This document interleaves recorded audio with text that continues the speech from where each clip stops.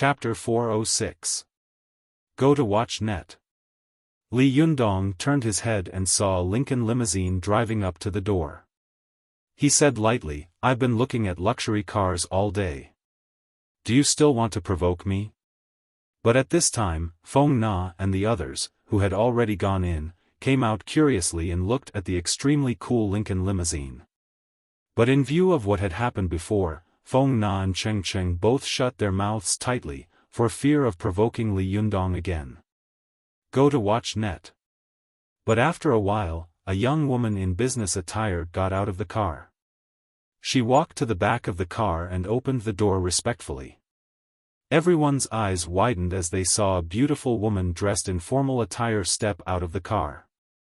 This woman's face was like a goose egg, her eyes were like paint, and her hair was coiled up high, giving her a dignified and noble air.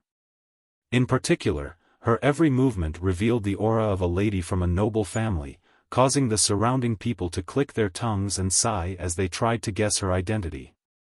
Li Yundong was stunned when he saw the woman. He asked curiously, "Isn't this Yin Mengfan, Mr. Yin?" As he spoke, he suddenly understood something and looked back at Zhou Qin. He saw a smile at the corner of Zhou Qin's mouth, but when he looked over, the smile immediately disappeared and she pretended to be surprised. Li Yundong laughed in his heart. He glared at Zhou Qin and said in a low voice, "I'll settle the score with you later." Zhou Qin secretly stuck out her tongue, showing a rare look of a little girl. Su Chan, who was beside her, took her hand and said softly, "Sister Zhou Qin, did you invite Mr. Yin to come?" Zhou Qin hesitated for a moment. She also knew that this kind of thing could not be concealed. However, she was afraid that the little girl would think too much, so she nodded nervously. Unexpectedly, Su Chan was overjoyed. She gave Zhou Qin a thumbs up and said, "Sister Zhou Qin, you are so capable." Zhou Qin was stunned and felt a little ashamed. She smiled slightly and didn't say anything. After Yin Mengfan got out of the car, she looked around with her beautiful eyes. When she saw Zhou Qin, she immediately smiled and was about to walk over. But at this time, there was a sudden cry of surprise behind her. Zhao Yuzhen saw her figure and came up to her. "Yin Mengfan? Mr. Yin?" Yin Mengfan turned around helplessly and said, "Hello, President Zhao." Zhao Yuzhen warmly stretched out his hands. "Mr. Yin, are you also here to support me?" "Good, good, your presence brings light to my humble dwelling. Last time, I specially invited you here, but you said you were busy. Why are you suddenly free today?" Yin Mengfan gently shook hands with Zhao Yuzhen, then quickly pulled her hand away. She smiled and said, "Because I'm here to attend a friend's opening ceremony today." Zhao Yuzhen was so proud that he didn't know what to say. "Opening ceremony? Someone is going to celebrate the opening ceremony with me today? Huh, what a coincidence." Yin Mengfan turned around and pointed at Li Yunyang and the others behind her. She smiled politely and said, "This is it." Zhao Yuzhen suddenly couldn't come to his senses. He couldn't believe his ears. "Mr. Yin, are you kidding me? This joke is not funny." Yin Mengfan turned around and waved her hand at him. "I'm not joking. President Zhao, you go ahead with your work. I'll say hello to my friends." As she said this, she gracefully walked toward Li Yunyang and the others. Zhao Yogan's face suddenly turned red. He glared at Li Yunyang angrily, as if he couldn't wait to cut off all of Li Yunyang's flesh immediately. Yin Mengfan felt that she had let Zhou Qin down, so she was particularly enthusiastic about Li Yunyang. She smiled and said, "Li Yunyang, not bad. You're young and promising." As she said this, the woman next to her cleverly handed over a 1-foot square gift box. Yin Mengfan took it with both hands and then handed it to Li Yunyang. She smiled and said, "It's just a small token of my respect. Please don't mind it." Li Yunyang took the gift with a smile and then handed it to Su Chan, who was next to him. He turned to Yin Mengfan and said, "Mr. Yin, you're treating me like an outsider. Even if you came empty-handed, I would still feel proud." Yin Mengfan covered her mouth and laughed. "Really? I always felt that you were like an otherworldly master, very mysterious. Why does a master like you also value these things?" Li Yunyang laughed and said, "You can't say that. Monks also pay attention to the emptiness of worldly affairs, but look at the Shaolin Temple. Which project of faith has they fallen behind? How can there be a person in this world who can transcend worldly affairs? If I really transcend worldly affairs, I will starve to death." Yin Mengfan praised him. "Li Yunyang, your words are free and easy. I like them. You are so young and you started from scratch. I believe that you will definitely have great achievements in the future. When you become famous in the future, don't forget your sister." Li Yunyang cupped his hands and said with a smile, "You flatter me. Mr. Yin, please come in." Yin Mengfan walked over to Zhou Qin and whispered, "How is it? How did I put on such a high pedestal? I didn't give it away, did I?" Zhou Qin looked straight ahead, but said in a low voice, "Come on, Li Yunyang is much smarter than you think. He already saw it." Yin Mengfan was shocked and said in a low voice, "No way. How did I give it away?" While the two of them were whispering, Su Chan and the other little foxes were wondering what Yin Mengfan's gift was. Not only them, but even the people watching on the pedestrian street were also whispering to each other, guessing Yin Mengfan's identity. "Who is this woman? She's so beautiful. I don't know. She seems to be the boss of a company." "The boss of a company? So beautiful? Are you kidding me? Are you sure she's not a movie star?" While they were talking, another car suddenly drove into the pedestrian street. This car was a fiery red Lamborghini that was extremely eye-catching. As soon as Li Yunyang saw the Lamborghini, he was stunned and thought, "Why is she here?" Feng Na, Cheng Cheng, and Su Chan all recognized this car. They were also stunned and said in surprise, "Mr. Chow." Sure enough, before the flashy little sports car came to a complete stop, the hood slowly opened, revealing two beautiful women. One of them was sitting in the passenger seat, wearing a pair of sunglasses that almost covered half of her face. She was looking around curiously, sizing up everyone in the car.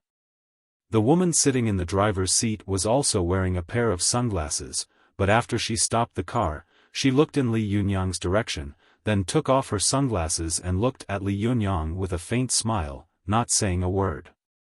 As soon as Li Yunyang saw the woman looking at him with such an expression, he immediately felt a headache coming on.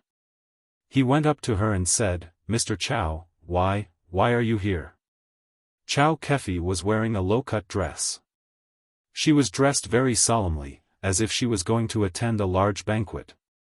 A fiery red gem was deeply embedded in her towering breasts, which set off her snow-white skin and made it look particularly charming. When Chow Kefi heard Li Yundong's voice, her body trembled slightly.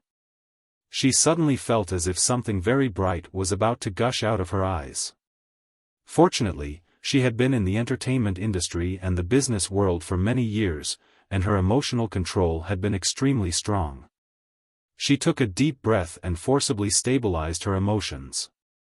Chow Kefi looked at Li Yunyang with some annoyance, then glanced at the car door. "Are you going to stand there like a fool?"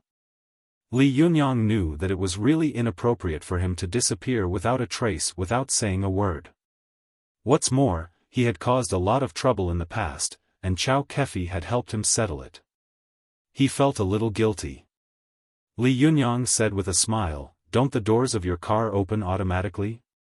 Chow Kefi said angrily like a little girl, "I want you to open it for me." Li Yunyang smiled helplessly and said, "Okay, okay." As he said this, he reached out and opened the scissor door. Chow Kefi got out of the car gracefully, then pointed to the girl in the passenger seat, who was looking at Li Yunyang curiously and said, "And her?" Li Yunyang said with a wry smile, okay, I can open one or two. Chao Kefi smiled and said, don't be ridiculous. Many men want to open the door for her, but they can't. Li Yunyang laughed and said, well, I'll be a little noble today. As he said this, he walked to the other side of the Lamborghini. At this time, Zhao Yuzhen was a little dumbfounded. He stood there like a wooden sculpture, and his mind was in a mess. Why is Chao Kefi here? Isn't she shooting a film in Hainan? Who is this girl next to her? Why does she look a little familiar? Seeing Zhao Yuzhen standing aside and blocking the way, Li Yunyang said rudely, Mr. Zhao, please make way. Zhao Yuzhen took 2 steps back in a daze, still looking at the girl in confusion. The girl didn't take off her sunglasses like Chao Kefi, but she looked at Li Yunyang seriously with her dark eyes behind the coffee-colored sunglasses. After Li Yunyang opened the door, she gently stretched out her snow-white hand. Her movements were natural. Obviously, she was used to this kind of scene. Seeing her stretch out her hand, Li Yundong was slightly stunned and a little confused. But he was no longer the young boy who had attended Zhou Qin's birthday party for the first time. Soon, Li Yundong came to his senses. He gently held the girl's palm with one hand and said with a smile, may I know your name? A smile appeared on the corner of the girl's mouth, and she said softly, my surname is Lu. Li Yundong nodded and took her to the store. After the girl nodded to everyone, she found an opportunity to whisper to Li Yundong, your hands are so wide and warm. Li Yundong smiled and said politely, thank you. The girl saw that Li Yundong was very warm to the others, but he was very polite to her. She asked curiously, are you and President Chao lovers? The girl's voice was very soft, but the question she asked was very shrewd and tricky. Li Yundong smiled bitterly to himself and said seriously, no. The girl asked again, then do you have a girlfriend? Li Yundong smiled and said, yes. The girl let out a cry. She saw that Li Yundong was looking straight ahead and didn't look at her at all. She looked at Li Yundong curiously and asked, don't you want to know who I am? Li Yundong smiled and said, who are you? The girl gently took off her sunglasses, put her hands behind her back, and said with a natural smile, do you recognize me? As soon as she took off her sunglasses, Zhao Yuzhen, who had been looking at her from outside, suddenly exclaimed, this is Lu Feier. Why is she here? When the people around heard this, they immediately became excited. Lu Feier? Where is Lu Feier? But there were also some who didn't come to their senses for a while and asked in confusion, Lu Feier? Who is she? Someone in the crowd immediately said, are you an idiot? You don't even know Lu Feier? She's a movie and TV superstar. Do you watch TV or movies? Are you an alien? At this time, Li Yundong also recognized Lu Feier, but he deliberately said, I know, you are Li Bingbing. The smile on Lu Feier's face suddenly froze. Li Yundong tried hard to hold back his laughter and said, then are you Fan Bingbing? Lu Feier glared at him angrily, then walked up to Chao Kefi, took her arm, and whispered in her ear, President Chao, I don't think the master you're talking about is very high. Chao Kefi smiled slightly. How is he not high? Lu Feier snorted. Not high at all. Chao Kefi tried hard to hold back her laughter and said, you'll know how high he is in a while. While the two of them were whispering to each other, a loud voice suddenly sounded outside. Lu Feier, give me an autograph. Feier, I love you so much. Lu Feier, I love you. Lu Feier and Chao Kefi were shocked. Chao Kefi quickly took the sunglasses from Lu Feier's hand and put them on her face. She couldn't help but say angrily, didn't I tell you not to take off your sunglasses? Now it's all right.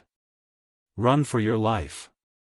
Vote recommendation previous page return to table of contents next page error report if you like, please click here to add Keeping a Fox at Home to your bookshelf, so that you can read the latest chapters and updates of Keeping a Fox at Home in the future. If you have any suggestions or comments on Keeping a Fox at Home, please click here to express your personal views. Chapter 407. Go to Watch Net. As Chow Kefi spoke, she pulled Lu Feier and was about to run to the door, but at this time, the door was tightly blocked. Chow Kefi saw that there was a sea of people, and there was no way to go to heaven or to hell. Chow Kefi turned to Li Yundong with a wry smile and said, "Sorry, I've caused you trouble. What should I do? Should I call the police?" Li Yundong smiled slightly. "No, I'll do it." As he said this, he stood at the door unhurriedly and opened his hands to block the way. Go to Watch Net. Lu Feier looked at Li Yundong's figure with a pale face. She whispered to Chow Kefi, "Sister Chow, what is he doing?" Chow Kefi shook her head blankly. "I don't know." She looked around and saw that Su Chan, Zhou Qin, and the others had covered their ears with their hands, while Zhou Qin was gesturing to Feng Na and Cheng Cheng to cover their ears. Although they didn't know why, when Feng Na, Cheng Cheng, and the other students saw that all the beauties of the Fox Zen school had covered their ears, they also followed suit. "What's going on?" Lu Feier looked puzzled. Su Chan kindly said to the two of them, "Hurry up and cover your ears. Be careful not to be deafened." Chow Kefi suddenly remembered Li Yundong's roar when he had met the hooligans last time. She quickly covered her ears. However, Lu Feier said with a strange expression, "Is he trying to suppress them with his roar? Is he crazy?"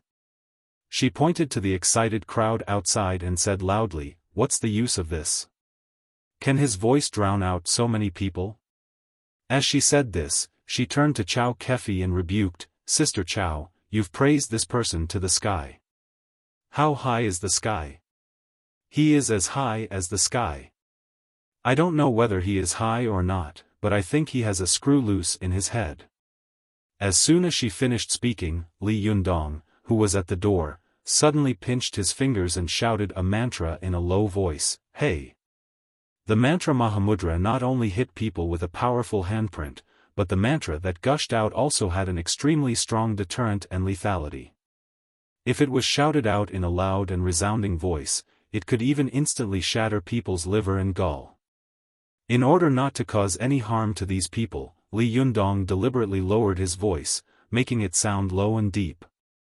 The fans in front of him felt as though they were being covered by a huge copper bell. Then, someone knocked on the bell forcefully. In an instant, the blood in their chests surged and their minds buzzed. They immediately grimaced in pain and covered their ears, stopping in their tracks. Chow Kefi had been shocked by Li Yundong's roar and almost had a heart attack, so she had covered her ears long ago. However, Lu Feier didn't have time to cover her ears. She screamed. Although she was the first to bear the brunt of the mantra, she still felt as if her chest had been punched and her ears had been hit by a chopstick. Lu Feier quickly covered her ears subconsciously, but there was a buzzing sound in her ears. She saw Chow Kefi looking at her with a face full of concern. Her mouth opened and closed as if she was saying something, but she could not hear a word from Chow Kefi. Li Yundong then uttered the second mantra, Ba. This mantra was like countless bells ringing at the same time. The sound was deep and long. Although it was not ear-piercing, it made everyone feel suffocated and nauseous. Some people gathered at the door shouted in pain, "Stop shouting, stop shouting." Lu Feier had been shaken to the point that the blood in her chest was rolling. At this time, she was shaken again. She curled up slightly in pain, frowned, and looked uncomfortable. She covered her ears tightly and screamed, "Don't shout." But as soon as her voice came out of her throat, it was quickly drowned in Li Yundong's voice, just like many people outside the door. It was like a wave in a raging wave, disappearing without a trace in an instant. Lu Feier soon felt a little out of breath. She breathed painfully. Just as she was about to die from the pain, a hand suddenly came from beside her. This hand rested on her shoulder, and Lu Feier immediately felt that her breathing returned to normal. The painful feeling of suffocation in her chest also disappeared. She turned her head in surprise and saw Zi Yuan, who was as elegant as a fairy, smiling at her and saying, "Are you okay?" Lu Feier subconsciously replied loudly, "I'm fine." But even she couldn't hear her own voice. Lu Feier was shocked and thought to herself, "It's strange. Why can I hear her, but I can't hear myself? This sister didn't cover her ears. Isn't she afraid of the deafening sound?" At this time, Lu Feier finally realized that these things and the people around her were a little strange. She turned her head in surprise and looked at Li Yundong, muttering in her heart, "This guy seems to be a little magical." After a while, Li Yundong finished shouting for the second time, and then he opened his mouth to shout for the third time. The legs of the people at the door had gone soft because of his two shouts. Seeing that he was about to shout for the third time, they were so scared that their legs trembled and they fled in all directions. Seeing that the crowd had dispersed, Li Yundong smiled, turned around, and walked back. He smiled at Lu Feier, who was still covering her ears, and said, "They're gone." Lu Feier looked at Li Yundong with her mouth agape and tongue tied. For a moment, she was speechless.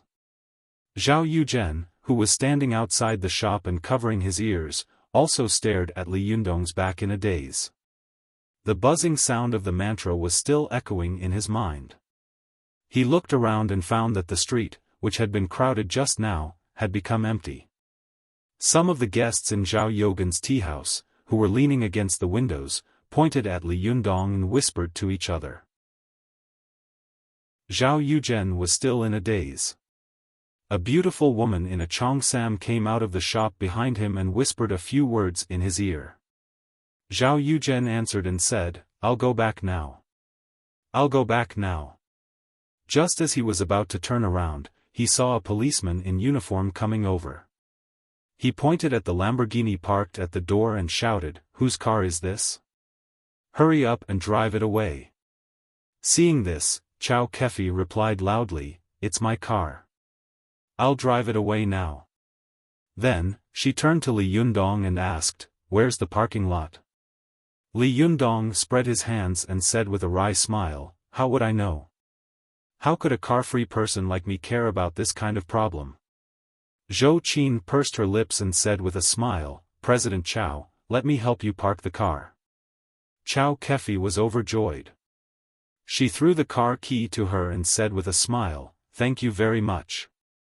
Zhou Qin got in the car and was just about to start it when Chao Kefi suddenly remembered something. She quickly stopped her and shouted, "Wait." Zhou Qin turned her head in confusion, only to see Chao Kefi rush to the side of the car and take a gift box from the back seat. Then, she held it with both hands and smiled at Zhou Qin. "I forgot to take the gift." Zhou Qin smiled slightly, started the car, and left. When the policeman saw that there were so many beautiful women in Li Yundong's shop, he stared blankly and thought to himself, "Oh my, who is this man?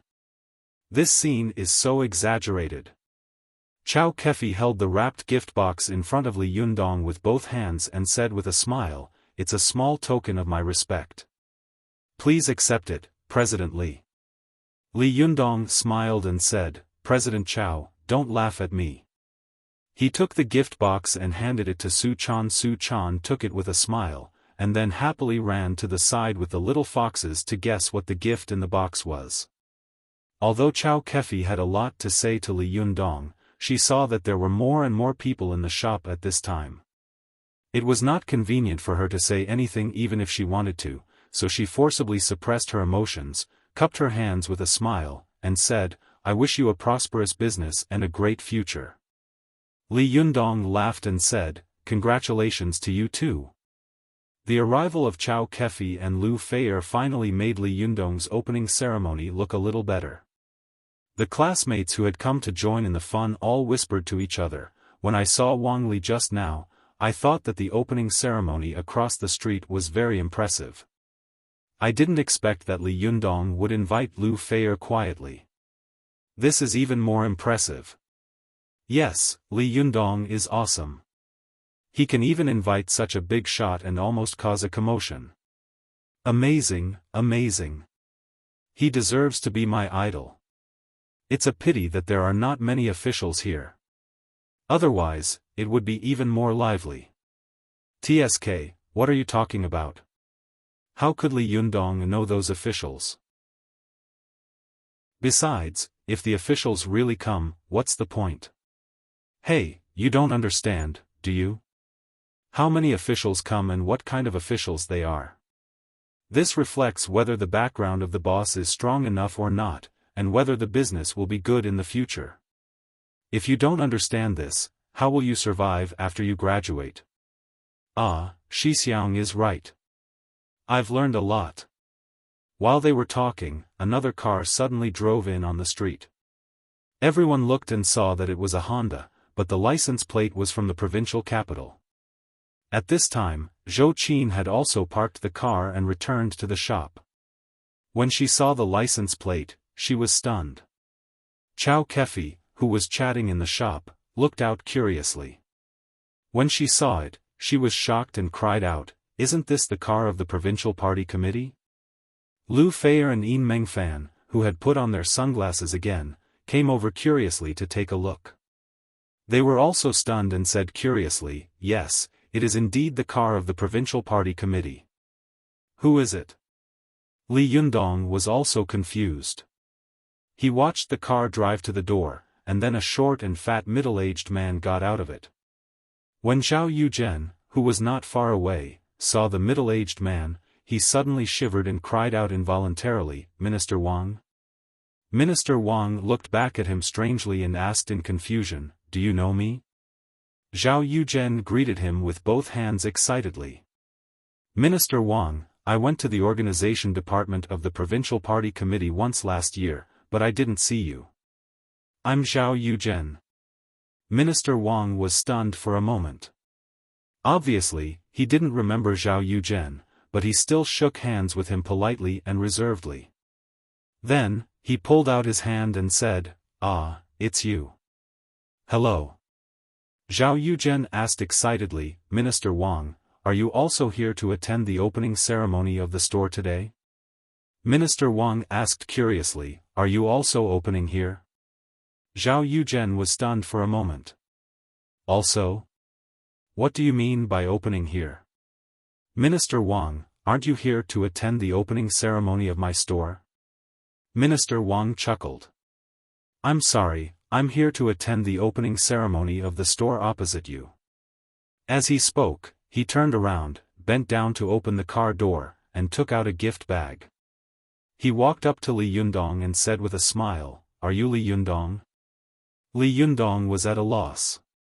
He stood there in a daze and answered, "Yes, I am." Minister Wang held the gift bag with both hands and said with a smile, "I heard that your store is opening, so I specially bought a small gift. Please don't think it's too shabby." Li Yundong was stunned. He thought to himself, "Who is this person? I don't know him. Is he really not mistaken?"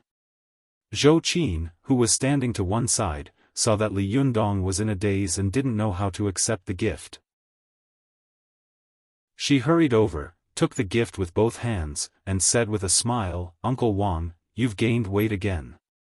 Minister Wang had frowned when he saw that Li Yundong hadn't accepted the gift, but when he saw Zhou Qin, he immediately smiled enthusiastically and said, Qin, you've become more beautiful." TSK, a girl really changes 18 times before she reaches womanhood. Good. Zhou Qin greeted Minister Wang with a smile. Her eyes quickly swept around, only to see that the people around were all staring at her in shock. She secretly nudged Li Yundong with her elbow and said in a low voice, "Are you stupid? Hurry up and greet them." Only then did Li Yundong realize that this was most likely a senior official of the provincial party committee who had come because of Zhou Qin. Li Yundong smiled and said to Minister Wang, "Minister Wang, please come in." Chao Yi, Shibwa of the Fox Zen School, hurriedly said, "I'll take you upstairs." As she spoke, she turned around and led the way, leading Minister Wang upstairs. Lu Feier blinked at this scene and said softly, "This Li Yundong has some background." Her words made Chao Kefi and Yin Mengfan, who were next to her, tremble at the same time. Both of them were smart people, and they immediately realized the political meaning behind this matter. Yin Mengfan and Chao Kefi looked at each other and whispered in horror, "Has Zhou Kachang recovered?" At this time, Minister Wang poked his head out from the stairs on the second floor and said with a smile, "I forgot to drive the car away. I came out in a hurry and didn't bring a driver with me. Who will help me park the car?" Zhou Qin smiled and said, "Uncle Wang, let me do it." Chao Kefi shivered and thought to herself, "Oh my God, I actually asked Zhou Qin to park the car for me just now. Damn it." She quickly smiled at Zhou Qin and said, "Zhou Qin, let me do it. I was embarrassed to ask you to park the car just now. It just so happens that you're needed here. Don't be so busy." Zhou Qin smiled slightly and gave Chao Kefi a meaningful look. She didn't stop her. Li Yundong didn't react at all.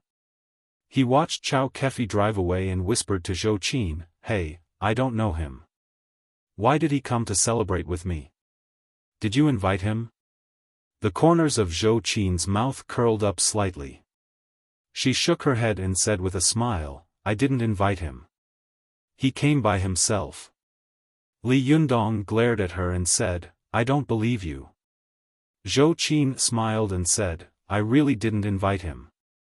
If I lie, I'll be struck by lightning." Li Yundong looked at her with a strange expression and said, "Forget it, you don't have to make such a harsh oath. I believe you. But who is this guy?" Zhou Qin whispered, "Wang Ku, the minister of the organization department of the Provincial Party Committee." Li Yundong frowned and was about to speak when he saw another car driving over. It also had the license plate of the Provincial Party Committee. The driver got out of the car and opened the door. A slightly bald middle-aged man got out of the car, holding a delicate gift box in his hand. He glanced around and saw Li Yundong. He was slightly stunned, but when he saw Zhou Qin, a smile immediately appeared on his face and he went up to her. At this time, Zhao Yuzhen, who was across the street, almost stared out of his eyes. He recognized the middle-aged man and said, "Isn't this Director Zhang of the Provincial Department of Sanity? Why is he here?" For a moment, Zhao Yogan's expression was uncertain.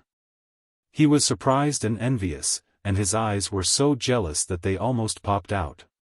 He couldn't understand why such a senior official would attend the opening ceremony of a young man like Li Yundong. Chapter 408. Go to Watch Net. Not only did Zhao Yuzhen recognize Director Zhang, but some of the officials and guests in the upper floor of his tea house also recognized him. An official by the window whispered, "The head of the organization department of the Provincial Party Committee is here, and the head of the Department of Sanity is here." Amazing! 2 senior cadres came down at once. What's the background of this opponent? Although Mayor Zheng had been sitting calmly, he was also a little worried in his heart. He thought to himself, should I go to the opposite side and say hello? He was listening to the officials next to him count the guests opposite. One of them said, "Hey, look, it's the car of the Provincial Party Committee. Wow, there's a gold star on his shoulder. Is he a Major General? Hey, isn't that Major General Luo?" When Mayor Zheng heard this, he couldn't help but be slightly moved. He thought to himself, he also has a background in the army? Amazing! Hey, here they come again.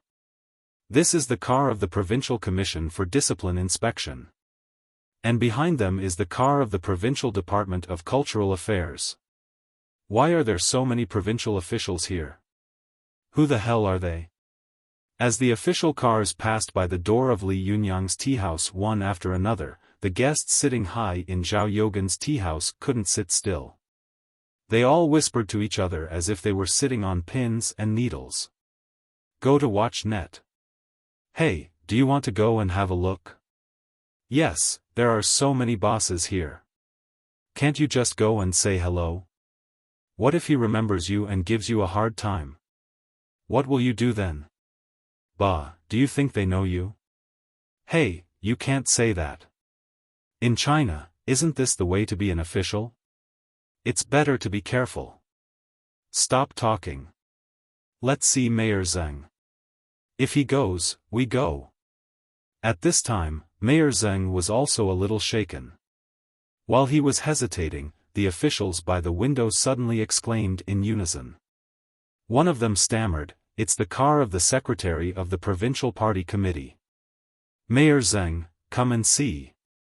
At this time, Mayor Zheng could no longer sit still. He stood up, walked to the window, and looked out. Suddenly, he gasped. He saw a middle-aged man in a gray Chinese tunic suit, with some white hair at his temples.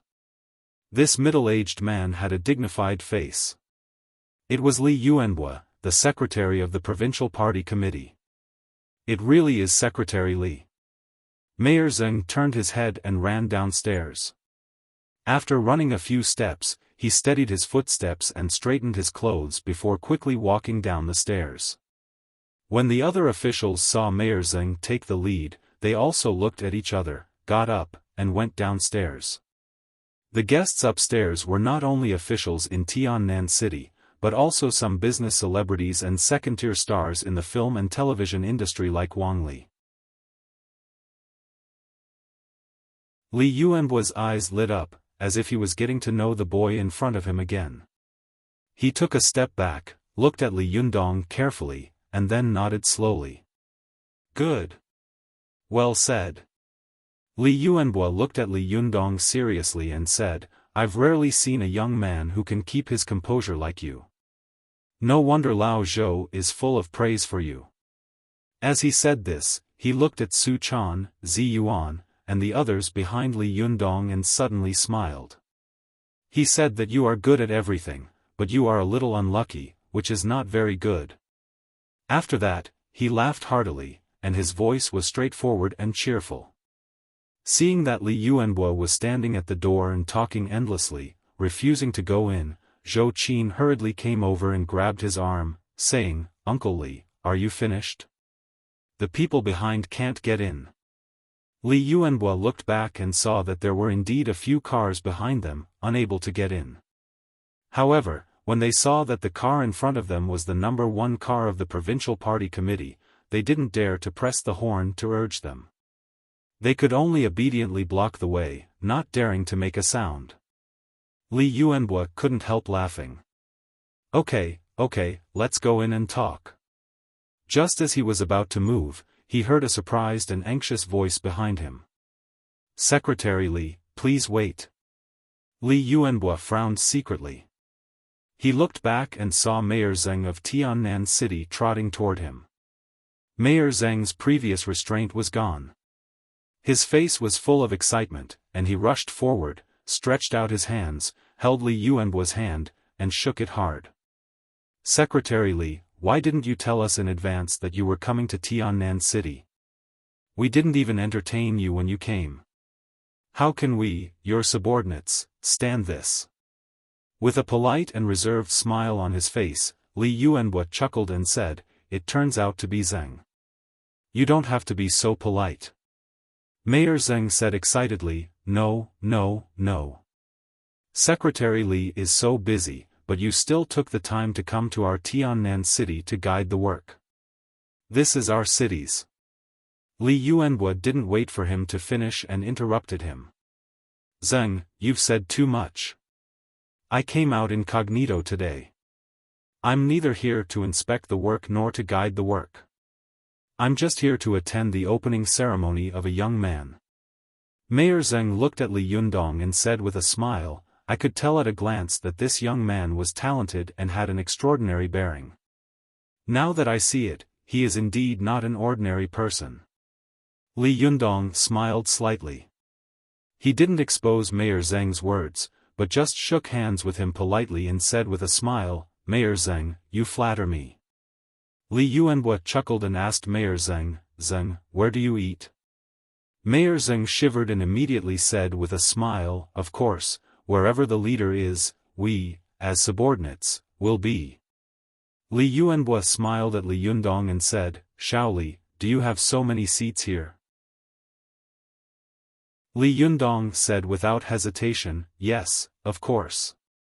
Then, he turned his head and said to Su Chan and the others, "Go and tidy up the tables." Su Chan sighed, then turned around and went upstairs with the little foxes. Zi Yuan, who was standing to one side, tugged at Li Yundong's sleeve and whispered, "There are a lot of people. We didn't expect so many people at the beginning. I'm afraid there won't be enough tables." Li Yundong smiled bitterly and said, "Are we going to drive people out?" Zi Yuan pondered for a moment. Suddenly, the corners of her mouth curled up and she winked at Li Yundong, motioning for him to look outside. Li Yundong followed Zi Yuan's gaze and looked out, only to see Zhao Yuzhen standing at the door of the shop in a daze, his eyes staring straight like a statue. Li Yundong asked in confusion, "What's wrong?" Zi Yuan smiled and said, "There are a lot of tables over there." Li Yundong couldn't help laughing. "No way. Would he be willing to lend them?" Zi Yuan chuckled and said, "Would he dare not to?" Li Yundong laughed and said, "You're ruthless enough to take drastic measures. But that will offend him to death."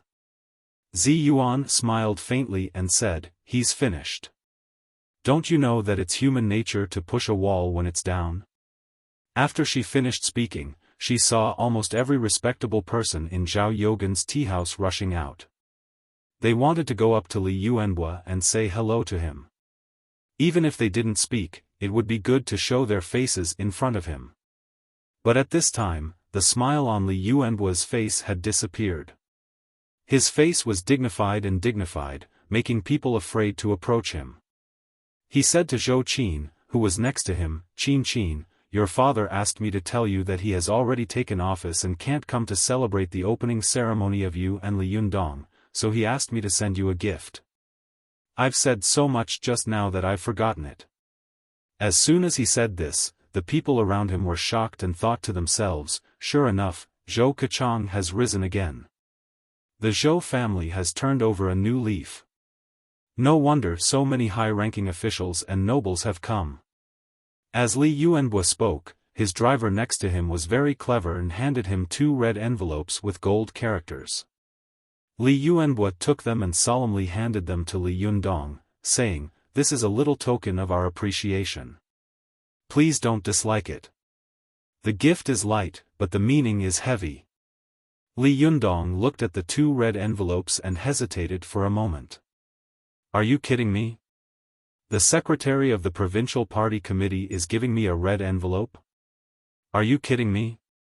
Seeing that Li Yundong didn't take them, the people around him immediately cursed in their hearts, "Damn it, others don't even have a chance to get close to the secretary of the provincial party committee. You're putting on airs." Seeing this, Zhou Qin quickly tugged at Li Yundong's clothes secretly. Only then did Li Yundong take it with both hands and say with a smile, "Secretary Li, please come in." Li Yuanhua chuckled and stepped inside. Mayor Zheng wanted to follow him in, but as soon as he took a step, he suddenly remembered that he was empty-handed. How could he enter the other party's door without any gifts?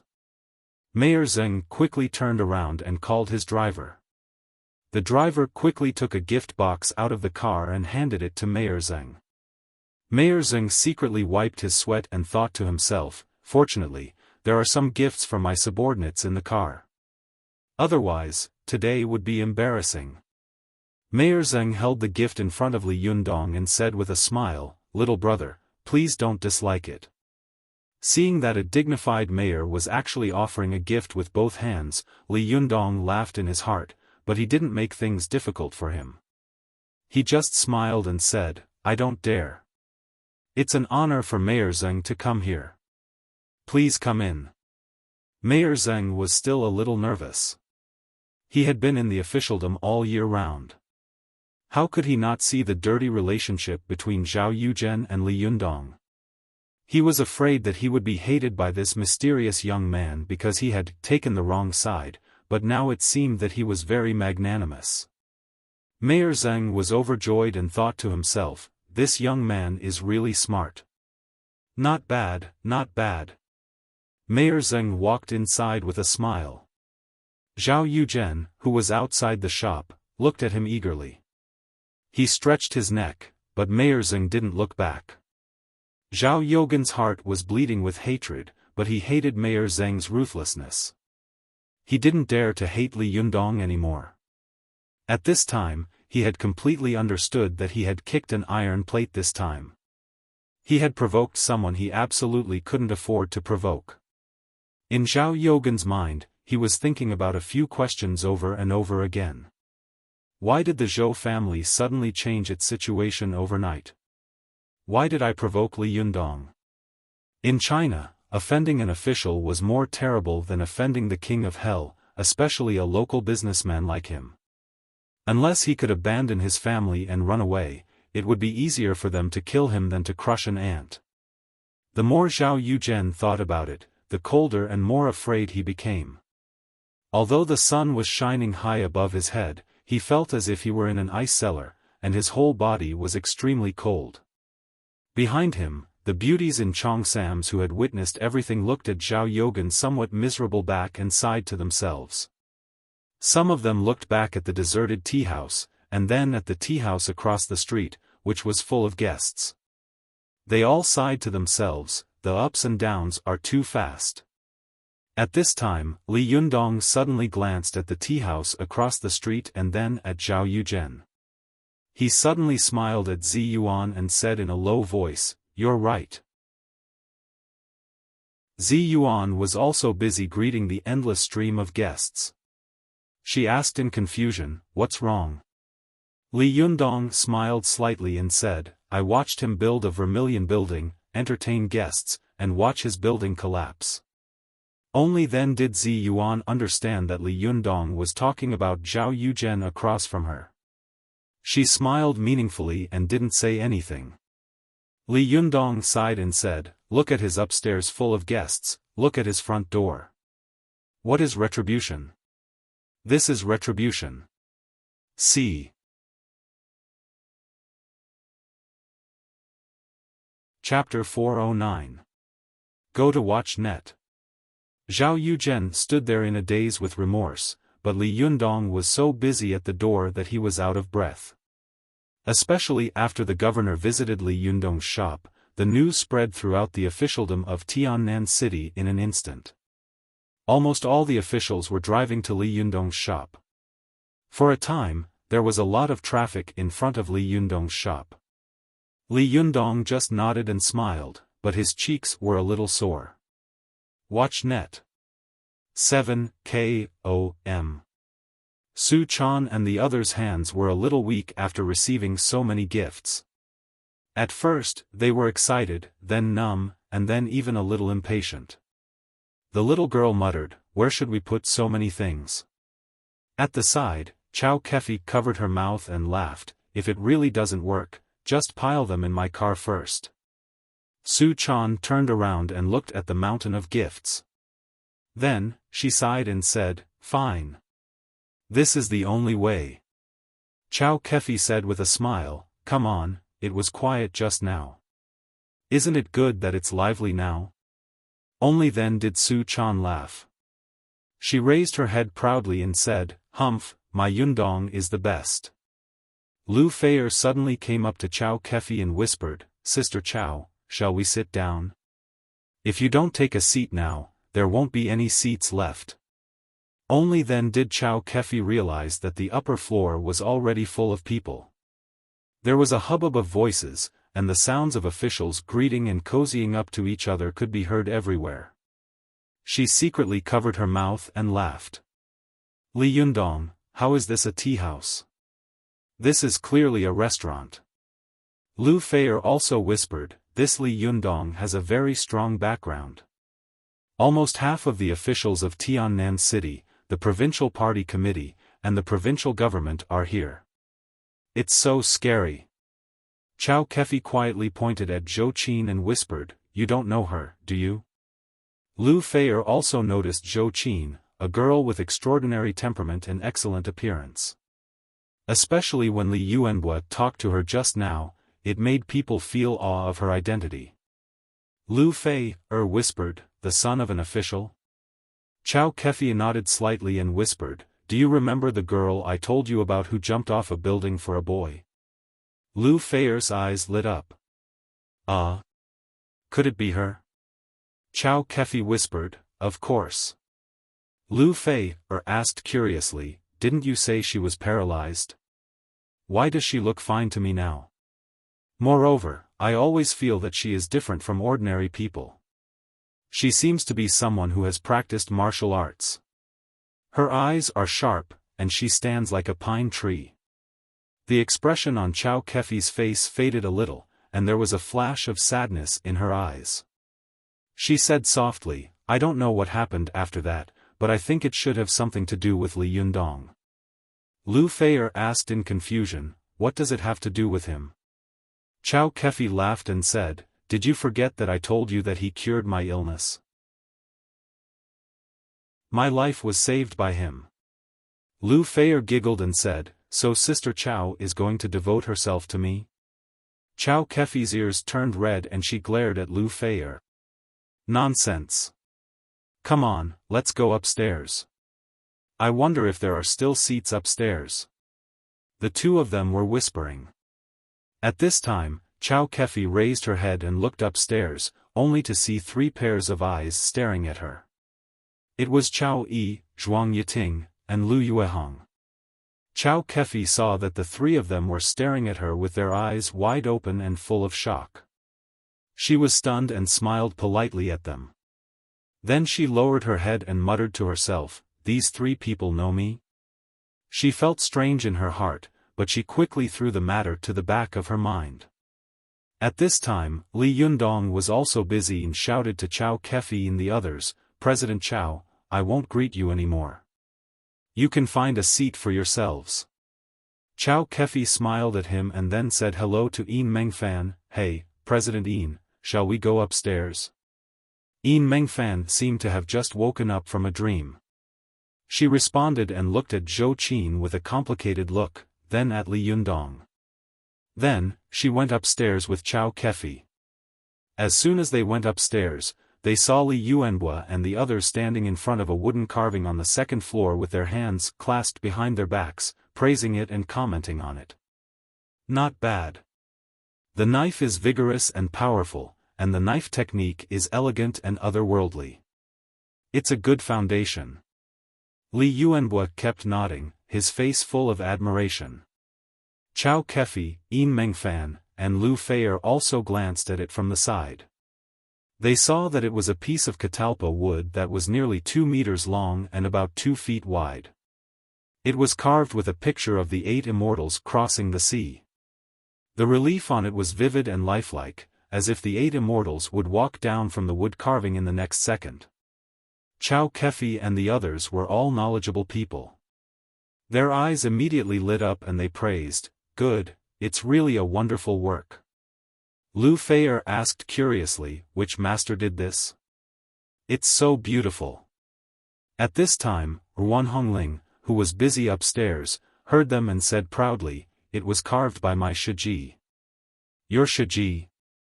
Li Yuanhua, Chao Kefi, and the others all turned to look at her. Ruan Hongling did not have stage fright at all. She said, "Yes, is there anything strange about it?" Li Yuanhua smiled and said, "Who is your Shiji? Can you introduce me to her? This is the work of a master. It's amazing. It's really amazing." Ruan Hongling glanced downstairs, pointed to Zi Yuan, who was standing side by side with Li Yunyang, and said, "There, that's her." Li Yuanhua looked down and was shocked. "She's so young and so beautiful. How long did she carve it? 1 year? Half a year?" Ruan Hongling proudly raised a finger and said, "1 day. 1 day?" Li Yuanhua laughed. He shook his head and smiled without saying a word. The three beautiful women discussed for a while and then went back downstairs. When they went downstairs, they saw a young man with a camera in his hand saying to a round-faced beauty, "Nana, don't be like this. We are colleagues. Do me a favor." The round-faced beauty was Feng Na. She said to Han Lin in a lukewarm tone, "Han Lin, just treat people the way you talked to them just now. This is the karma you sowed. I can't help you." Han Lin's face changed. He knew that he had offended Li Yundong before. If he went forward rashly, he would definitely not get any benefits. However, if he didn't film the governor, he would definitely be scolded by his father when he went back. He was unwilling to leave, so he stood at the door, his eyes flickering. At this time, Chao Kefi and the others came down. She walked up to Li Yundong, glanced at Han Lin, and asked, "Who is this person? A reporter?" Li Yundong glanced at Han Lin and the dejected hostess beside him and said lightly, "I don't know him." Chao Kefi nodded and didn't ask any more questions. She said, "Hey, there are no seats upstairs. Let's sit downstairs." Li Yundong smiled and said, "Okay, but there are not many seats downstairs. We didn't expect so many people to come at that time, so we didn't arrange so many tables and chairs." Chao Kefi smiled and said, "Isn't it better to be bustling? It's better than being deserted, right?" As she said this, she pointed to the tea house of Zhao opposite and sighed. "Look, there are still red flowers hanging on the plaque, but there is almost no one in the building. How desolate and desolate." Chao Kefi didn't know about the dirty relationship between Li Yundong and Zhao Yuzhen.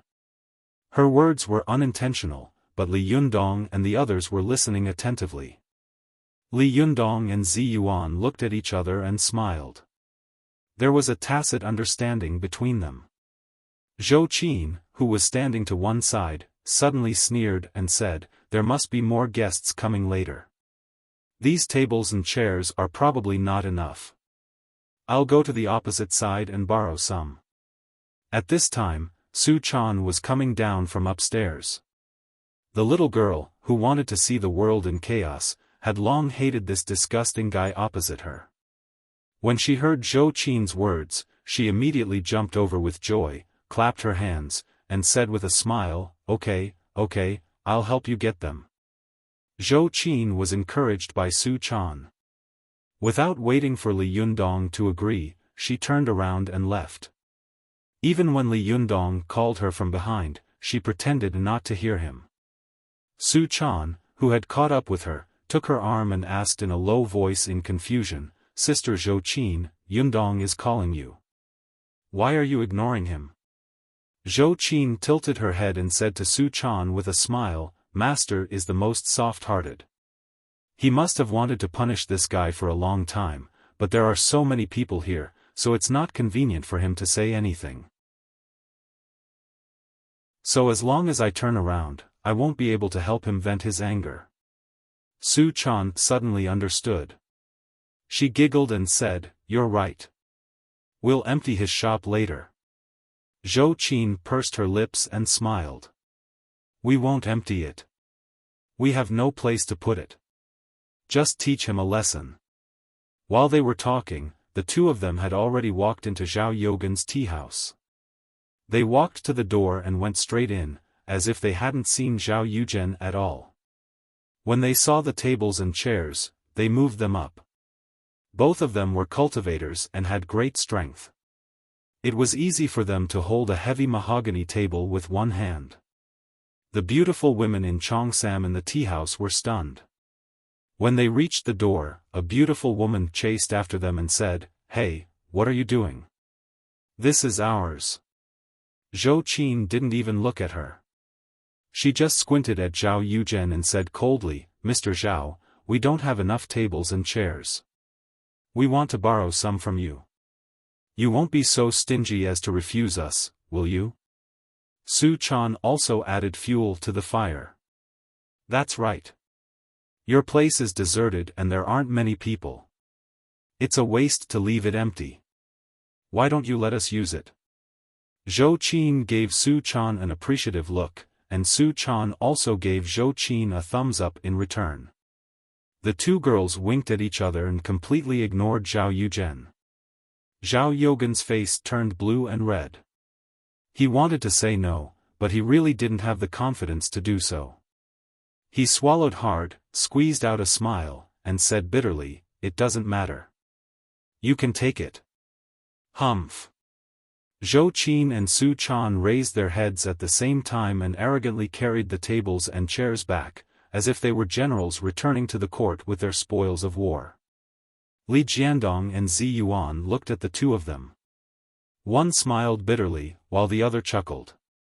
They were both speechless. Feng Na burst out laughing and gave Zhou Qin and Su Chan a big thumbs up. "Brilliant, really brilliant," she said. "This move is too ruthless and arrogant. But I like it. Who told this guy to be so arrogant and annoying before? He actually ran to Li Jiandong and said that kind of thing. Bah, why don't you look in the mirror and see what kind of virtue you have?"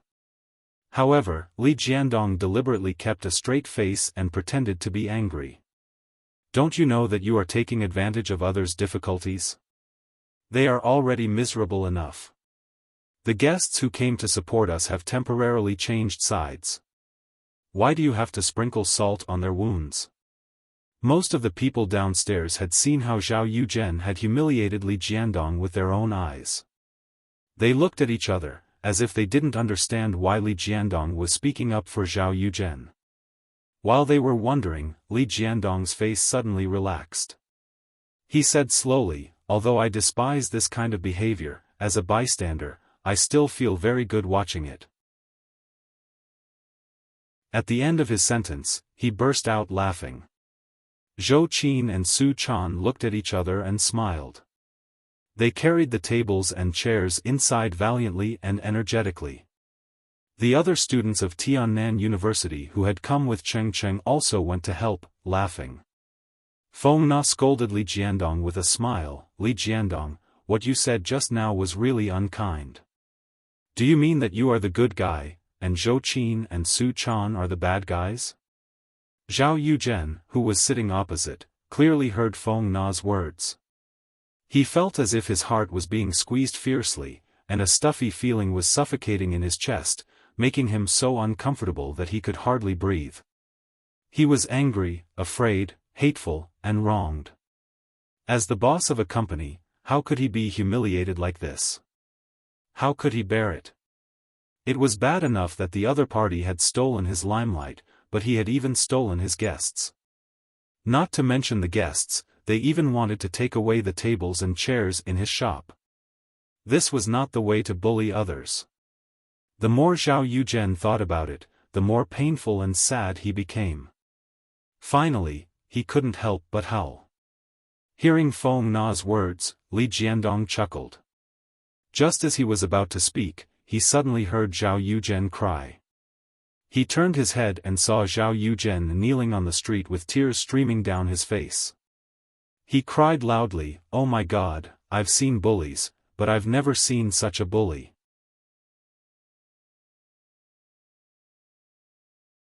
Chapter 410. Go to watch net.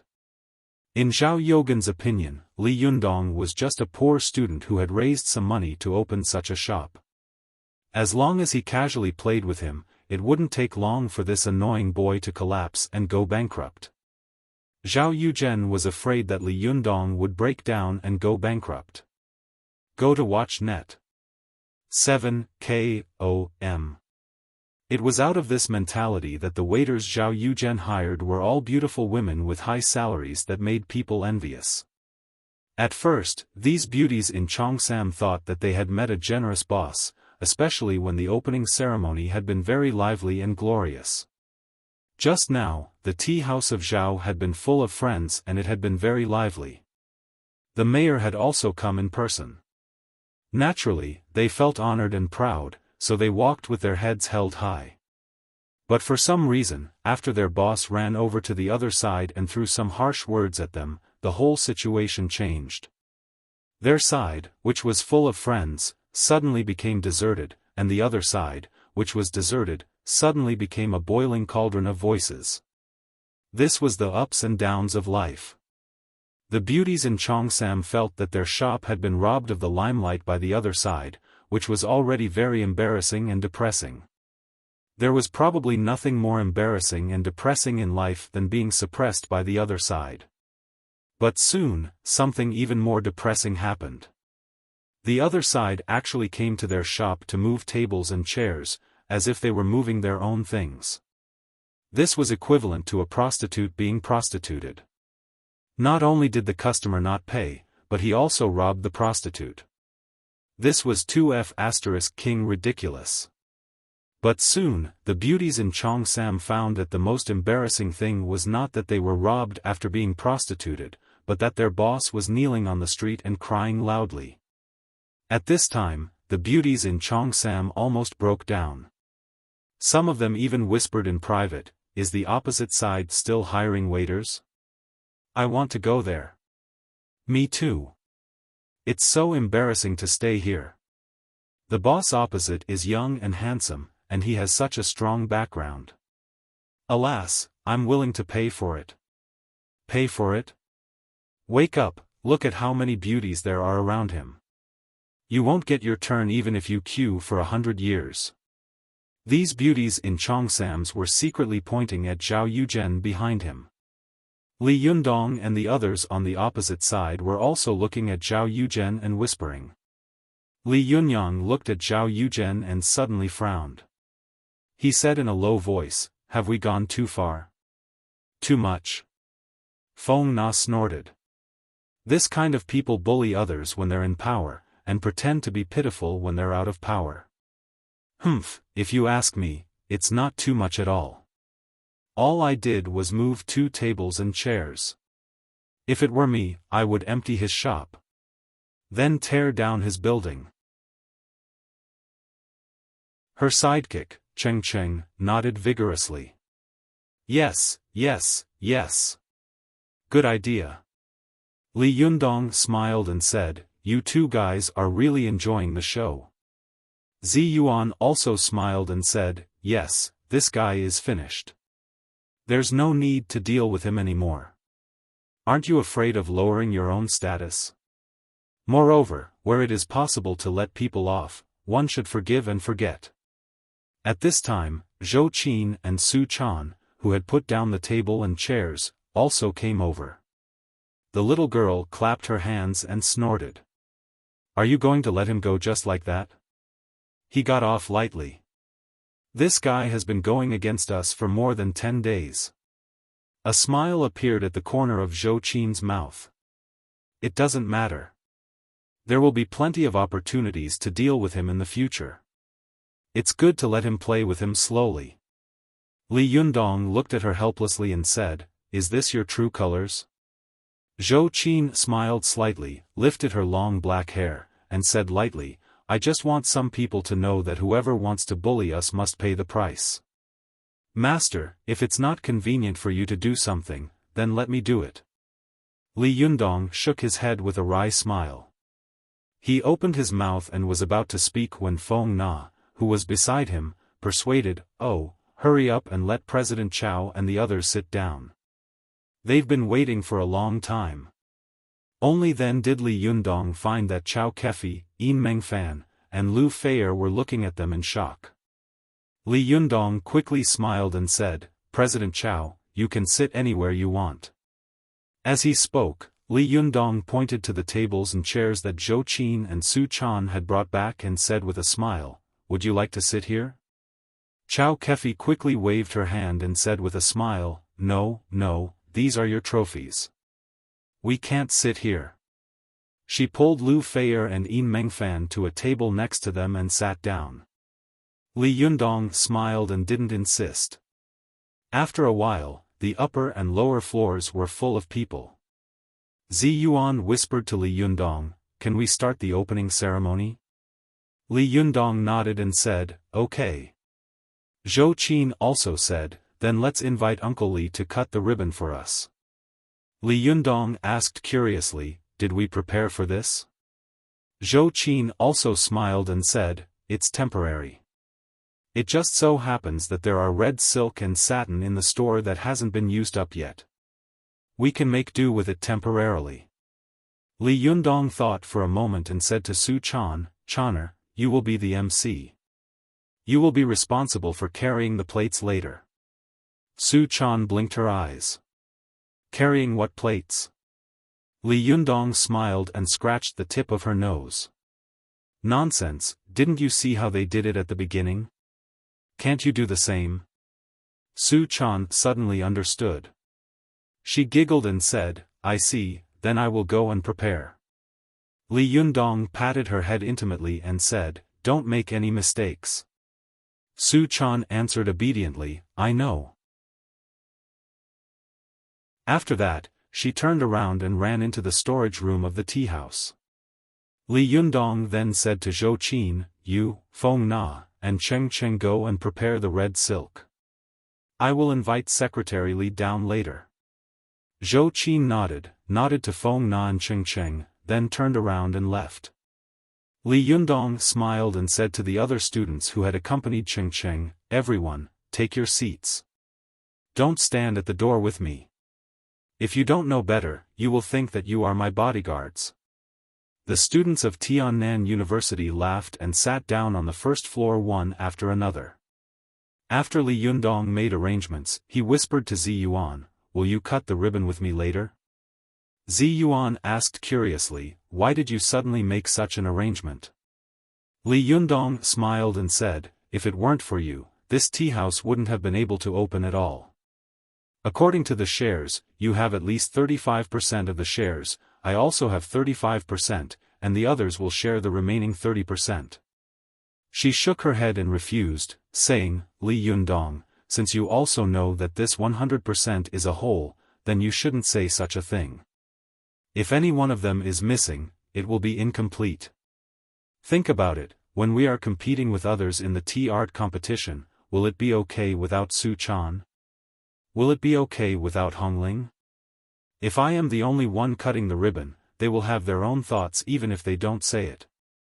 Li Yundong was silent for a long time. He sighed softly and said, Zi Yuan, it's just that it's difficult for you. Zi Yuan smiled faintly. How can it be difficult? That's not what I want. What's more, you are the only man among us. It's naturally best for you to come forward on such an occasion. Li Yundong smiled and nodded slightly. Just as he was about to speak, Su Chan suddenly rushed out of the storage room and shouted, Yundong, we only have a pair of scissors. Li Yundong was stunned. Just a pair of scissors? I'm afraid it's not enough, right? Is it too late to buy it now?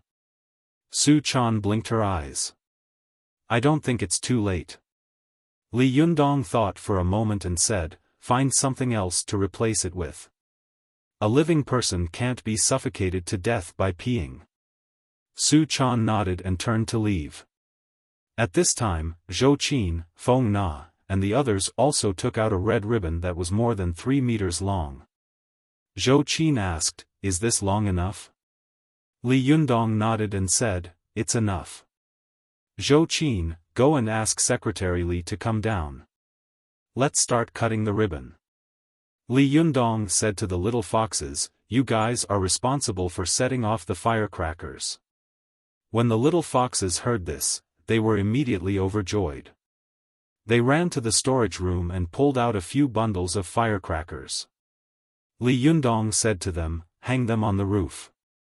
Setting off the firecrackers later will be a good sign for good luck. The little foxes all had bright eyes and white teeth, and each of them had bright and kind eyes. Wherever they looked, the souls of men would almost be hooked out of their bodies. They responded in unison, immediately attracting the attention of many people upstairs. They saw 4 young girls each holding a string of firecrackers in their hands. They didn't seem to make any movements, but their figures leaped to the top of the building. After hanging the firecrackers, they landed lightly like swallows. This time, the guests upstairs were dumbfounded. After a while, they let out an earth-shattering cheer, and their palms turned red from clapping. Lu Feier, who was downstairs, widened her eyes and exclaimed, "Amazing! How can they jump so high? Are they hanging wires?" Chow Kefi pursed her lips and said with a smile, "Where can we hang wires from? Do you think this is a movie? This is real skill." Lu Feier shook her head in disbelief and said, "How is that possible? They look younger than me. How could they jump so high? If they could really jump so high, they would have broken several Olympic records." Chow Kefi smiled meaningfully. "I didn't believe it before, but since I met Li Yundong, I believe that there are masters in this world." Lu Feier looked at Li Yundong's figure and said suspiciously, "Is he that high? He doesn't look like a master." At this time, Zhou Qin had invited Li Yuanbo down to cut the ribbon for the opening ceremony of Desanxian. As the owner, Li Yundong stood side by side with Li Yuanbo. Li Yuanbo had been silently observing Li Yundong. He saw that no matter who he met on such a big occasion, Li Yundong's expression didn't change. He was neither servile nor overbearing, and his every move revealed a dignified bearing. His calmness not only surpassed that of his peers, but even many old politicians who were used to great storms were inferior to him. He was secretly surprised and sighed, how did this young man cultivate such a bearing? Amazing, amazing. At this time, Zi Yuan, Zhou Qin, and Feng Na temporarily played the role of ceremonial ladies, holding the red silk on both sides and standing gracefully. When Li Yuanbo saw that the three of them were wearing different clothes, he was immediately amused. He said with a smile, "Are you temporary guests? You're not professional." Zi Yuan smiled slightly, like a breeze caressing her face.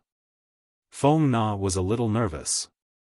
How could she dare to answer the words of the secretary of the provincial party committee? Only Zhou Qin said with a smile, "Uncle Li, the decoration workers are professional enough, right? But their decoration is not as good as ours. These days, it's about being specialized in many things." Li Yuanbo pointed at Zhou Qin and said with a smile, "Little girl, you have a sharp tongue."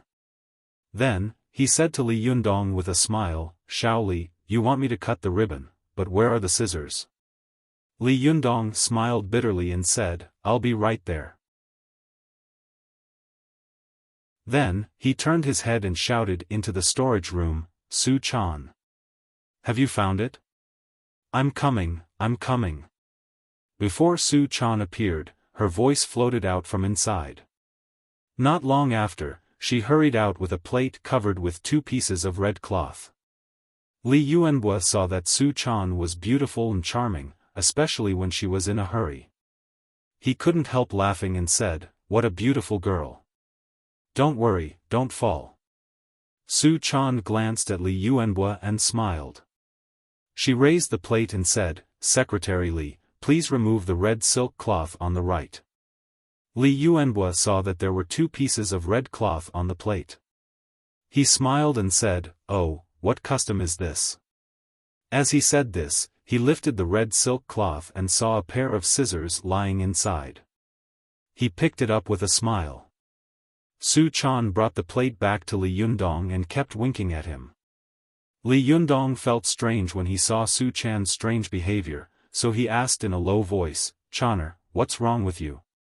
Su Chan opened her mouth and was about to speak when she saw Li Yuanbo looking at Li Yundong in confusion. He asked, "Shaoli, why don't you take off the cloth?" Su Chan immediately shut her mouth, stared at the red cloth, and kept winking at Li Yundong. Li Yundong saw the little girl's behavior and thought that she wanted him to remove the red cloth quickly, so he removed it without saying a word. Once it was removed, it would be terrible. Su Chan suddenly lowered her head with a painful expression, while Li Yundong was dumbfounded and his eyes were wide open. He saw a file lying quietly on the plate. Li Yuanbo, who was standing to one side, saw Li Yundong in a daze. He glanced at him curiously and was immediately stunned. The secretary of the provincial party committee, who had experienced countless storms and seen countless big scenes, was stunned on the spot and couldn't say a word. Li Yundong picked up the 7-inch long file from the plate with trembling hands and stammered, What is this? Su Chan lowered her head, and her chin almost touched her chest. She said in a muffled voice, File. Li Yundong looked like he was going crazy. Didn't I ask you to find a replacement? Even a knife would do. What did you find? Can this be used to cut the ribbon? Su Chan looked up at Li Yundong and muttered in a low voice, A file is also a knife. Li Yundong almost broke down. He said, A file is also a knife? Is a kumquat also an orange? Is a wanzai steamed bun also a steamed bun? Vote recommendation. Previous page. Return to table of contents. Next page. Error report. If you like, please click here to add Keeping a Fox at Home to your bookshelf, so that you can read the latest chapters and updates of Keeping a Fox at Home in the future. If you have any suggestions or comments on Keeping a Fox at Home, please click here to express your views.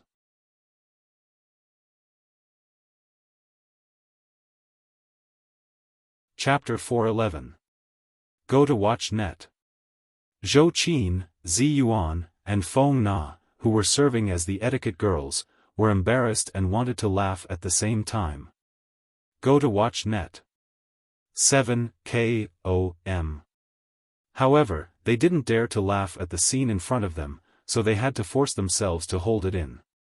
All of them looked straight ahead, gritted their teeth, and tightened their faces with bitter and hateful expressions. Li Yundong's classic joke about files and kumquats suddenly made Zhou Qin and Feng Na burst out laughing at the same time, but they quickly held it back. Their faces were tense, and the corners of their mouths twitched. Only Zi Yuan was the calmest. She looked up at the sky with a calm face, but only Ruan Hongling, who was the most familiar with her, noticed that Zi Yuan's hand was holding the silk quite hard, and her shoulders were shaking slightly, as if she couldn't help laughing. Li Yundong's shout made the girl lower her head. She looked aggrieved and whispered, I can't find anything else to replace it. Who told you to rush me? Li Yundong sucked in a breath of cold air. Well, now it was his fault. Li Yuanbua also tried to hold back his laughter and said, Shaoli, what's the problem? Li Yundong smiled dryly and said, Secretary Li, it's nothing. Let's cut the ribbon as usual. Li Yuanbua pointed to the file in Li Yundong's hand and laughed.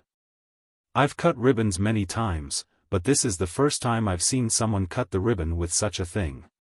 Creative. When Li Yundong heard this, he suddenly had an idea. He smiled and said, Secretary Li, do you mind if I show you a little trick? Li Yuanbua asked curiously, a little trick? Shaoli, you can do tricks? Li Yundong smiled and said, Of course, a little trick can't enter your eyes. It's just to make you smile. Li Yuanbua laughed and said, Then let's see what kind of trick it is. Li Yundong raised the file in his hand and handed it to Li Yuanbua. Secretary Li, take a look. Is this a file? Li Yuanbua immediately laughed. No need to look. It's a file. Li Yundong smiled and said, Since it is a file, do you think it can cut this silk? No.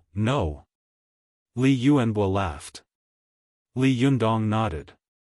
Since Mr. Li thinks that it's just a file and can't cut this silk, what do you guys think?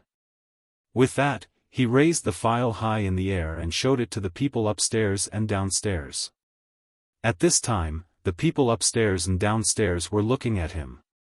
Someone shouted, It's file, we saw it clearly. Lu Feier also whispered to Chao Kefi, Sister Chao, what's wrong with this guy? What are you trying to do with that file? Chao Kefi gently slapped her hand and stared at Li Yundong. She said in a low voice, Don't talk. Pay attention. Lu Feier wrinkled her nose and snorted. She opened her eyes wide and looked at Li Yundong seriously. Li Yundong put the file under the red silk in front of everyone and said with a smile, in fact, this file is a peerless sword.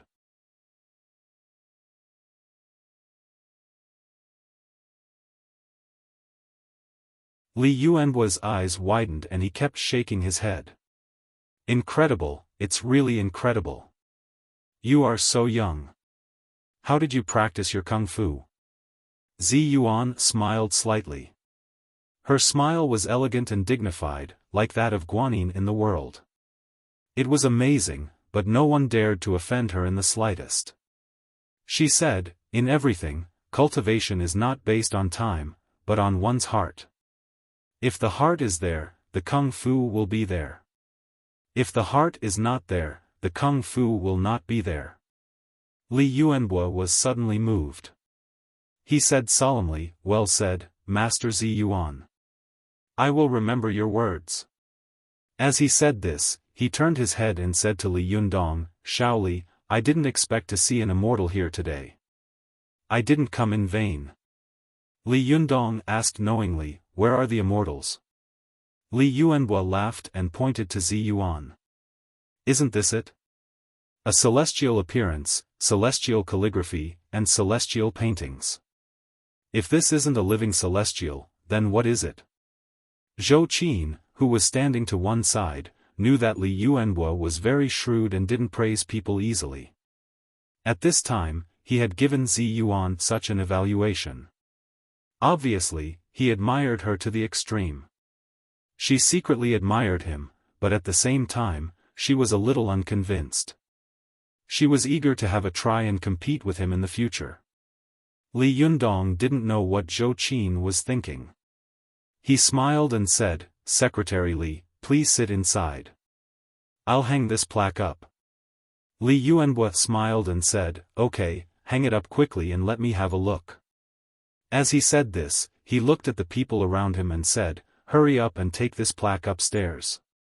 Do you want to use a ladder or a rope? As he spoke, he saw that Zi Yuan, Wan Hongling, and Zhou Qin were all standing still. Zhou Qin smiled and said, Uncle Li, Li Yundong can do it alone. Li Yuanbua glared at her reproachfully and said, what nonsense are you talking about? This plaque is made of mahogany and is very heavy. I'm afraid it weighs more than 40 kilograms. How can one person carry it up? As soon as he finished speaking, he saw Li Yundong suddenly grab the plaque with his hand. Then, he shook his arm and slapped the bottom of the plaque with his palm. The plaque flew up and hung right in the middle of the tea house. Li Yundong's move was neat and elegant.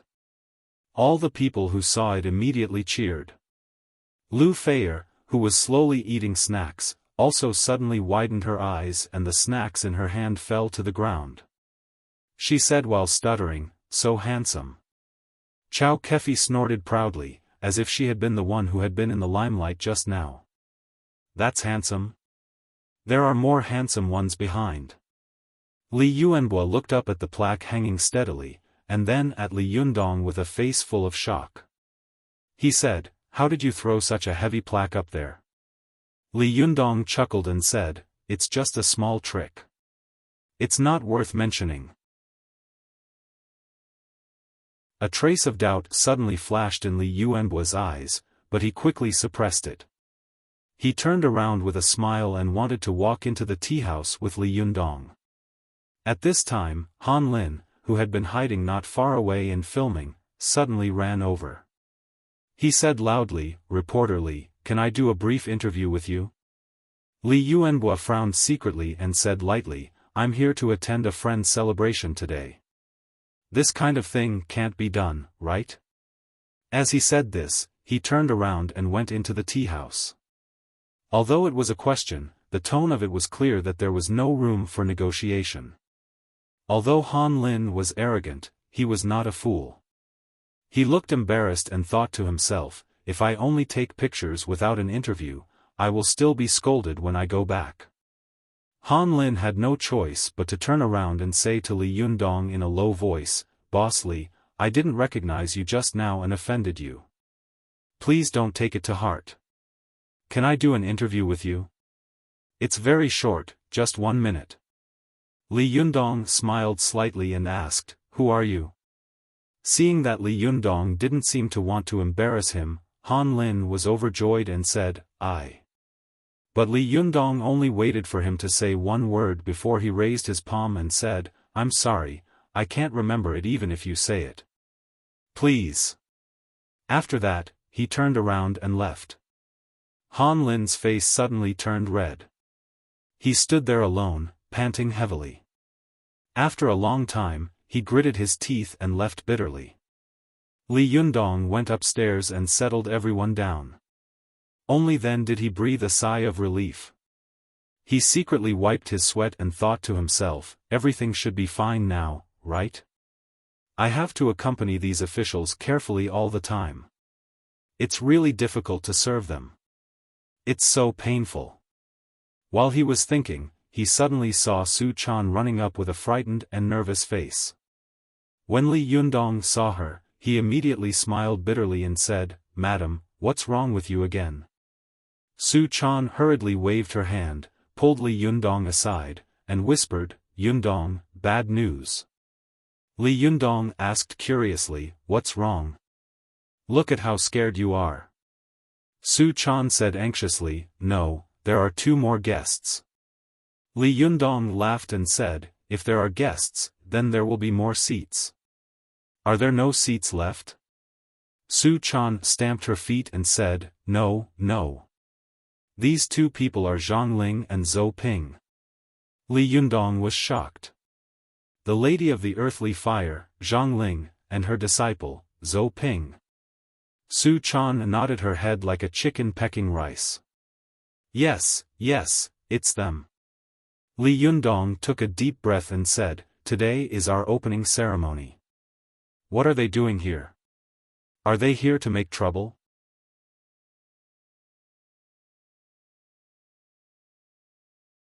Chapter 412. Go to watch net. Li Yundong and Su Chan quickly went downstairs. Sure enough, they saw Zhou Ping and Zhang Ling standing at the door in their Taoist robes. Li Yundong's heart skipped a beat. He slowed down and walked over slowly. Watch net.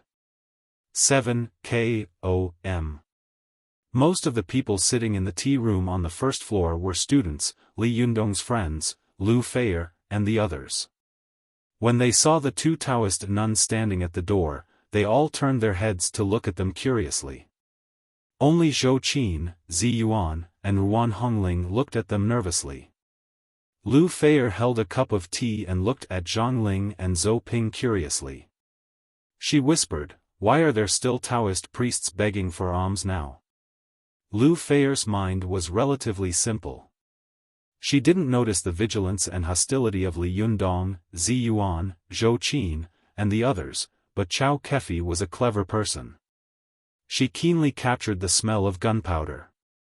Chao Kefi winked at Lu Feier and whispered, "Don't talk, there will be a good show later." Lu Feier asked curiously, "It's just 2 Taoist priests, what's so good about them?" As she spoke in a low voice, she suddenly saw Zhang Ling turn her head and glance at her. This glance was not very sharp, but when it landed on Lu Feier's face, she immediately swallowed all the words she was about to say. Her heart thumped wildly, as if a hand was pressing down on her chest, making it hard for her to breathe. At this time, Li Yundong had already walked downstairs. Feng Na turned her head and saw Li Yundong. She smiled and said, "Li Yundong, there are 2 Taoist priests here to beg alms. Do you want to?" Li Yundong smiled and said, "They're not here to beg for alms." As he said this, he cupped his hands and said to Zhang Ling and Zhou Ping in a deep voice, "Zhenren Zhang, what brings you here today?" Zhou Ping stood to one side and didn't say anything, which was rare. She just stared at Li Yunyang with an unfriendly gaze. Zhang Ling, who was next to her, formed a palm with one hand and said, "Amateus, Zhenren Li, how have you been since we parted on Mount Gazao?" Li Yundong also returned the salute and said lightly, "Zhenren Zhang, you are still as elegant as ever. I wonder why you have the time to visit my store today."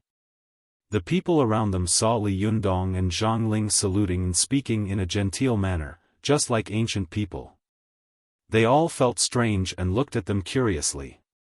Zhang Ling glanced around faintly and said, I heard that Jinrenli has opened a tea house. As fellow Taoists, how can I not come to celebrate? Li Yundong's heart trembled. He cupped his hands and said, Jinren Zhang, you're too polite. I don't deserve it. It's just that there are so many distinguished guests here. I wonder how Jinren Zhang wants to celebrate. Zhang Ling suddenly smiled and said meaningfully, Jinrenli, since you dared to show your sword in public just now, you must be very confident in your magic cultivation, right? Li Yundong's eyes narrowed slightly, but he soon smiled and pretended to be stupid. What do you mean by showing your sword in public? Daoist Zhang's words sound really strange. Zhou Ping, who was standing to one side, couldn't help but shout in a low voice, Li Yundong, don't pretend to be confused. Just now, you dared to show your powerful magical weapon in front of the secretary of the provincial party committee. Are you tired of living? Li Yundong glanced at her indifferently. I don't understand what you're saying either. Zhang Ling snorted and also lowered her voice.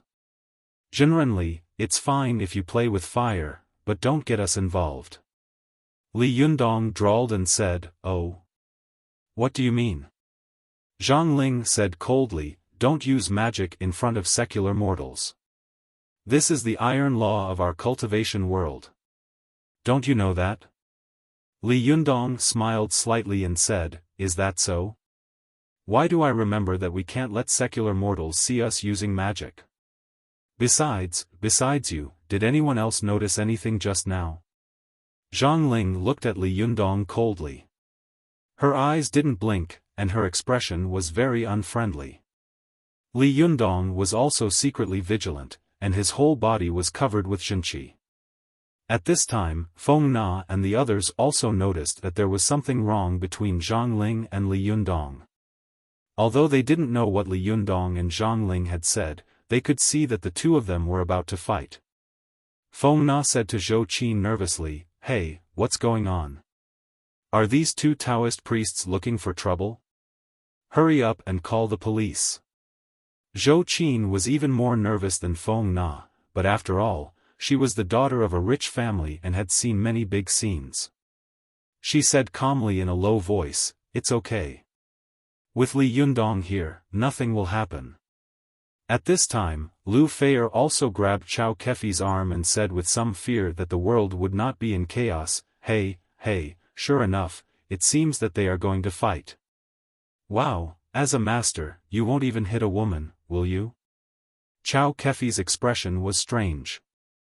Although she felt uncomfortable in her heart, she still defended Li Yundong and said, Li Yundong is not such a person.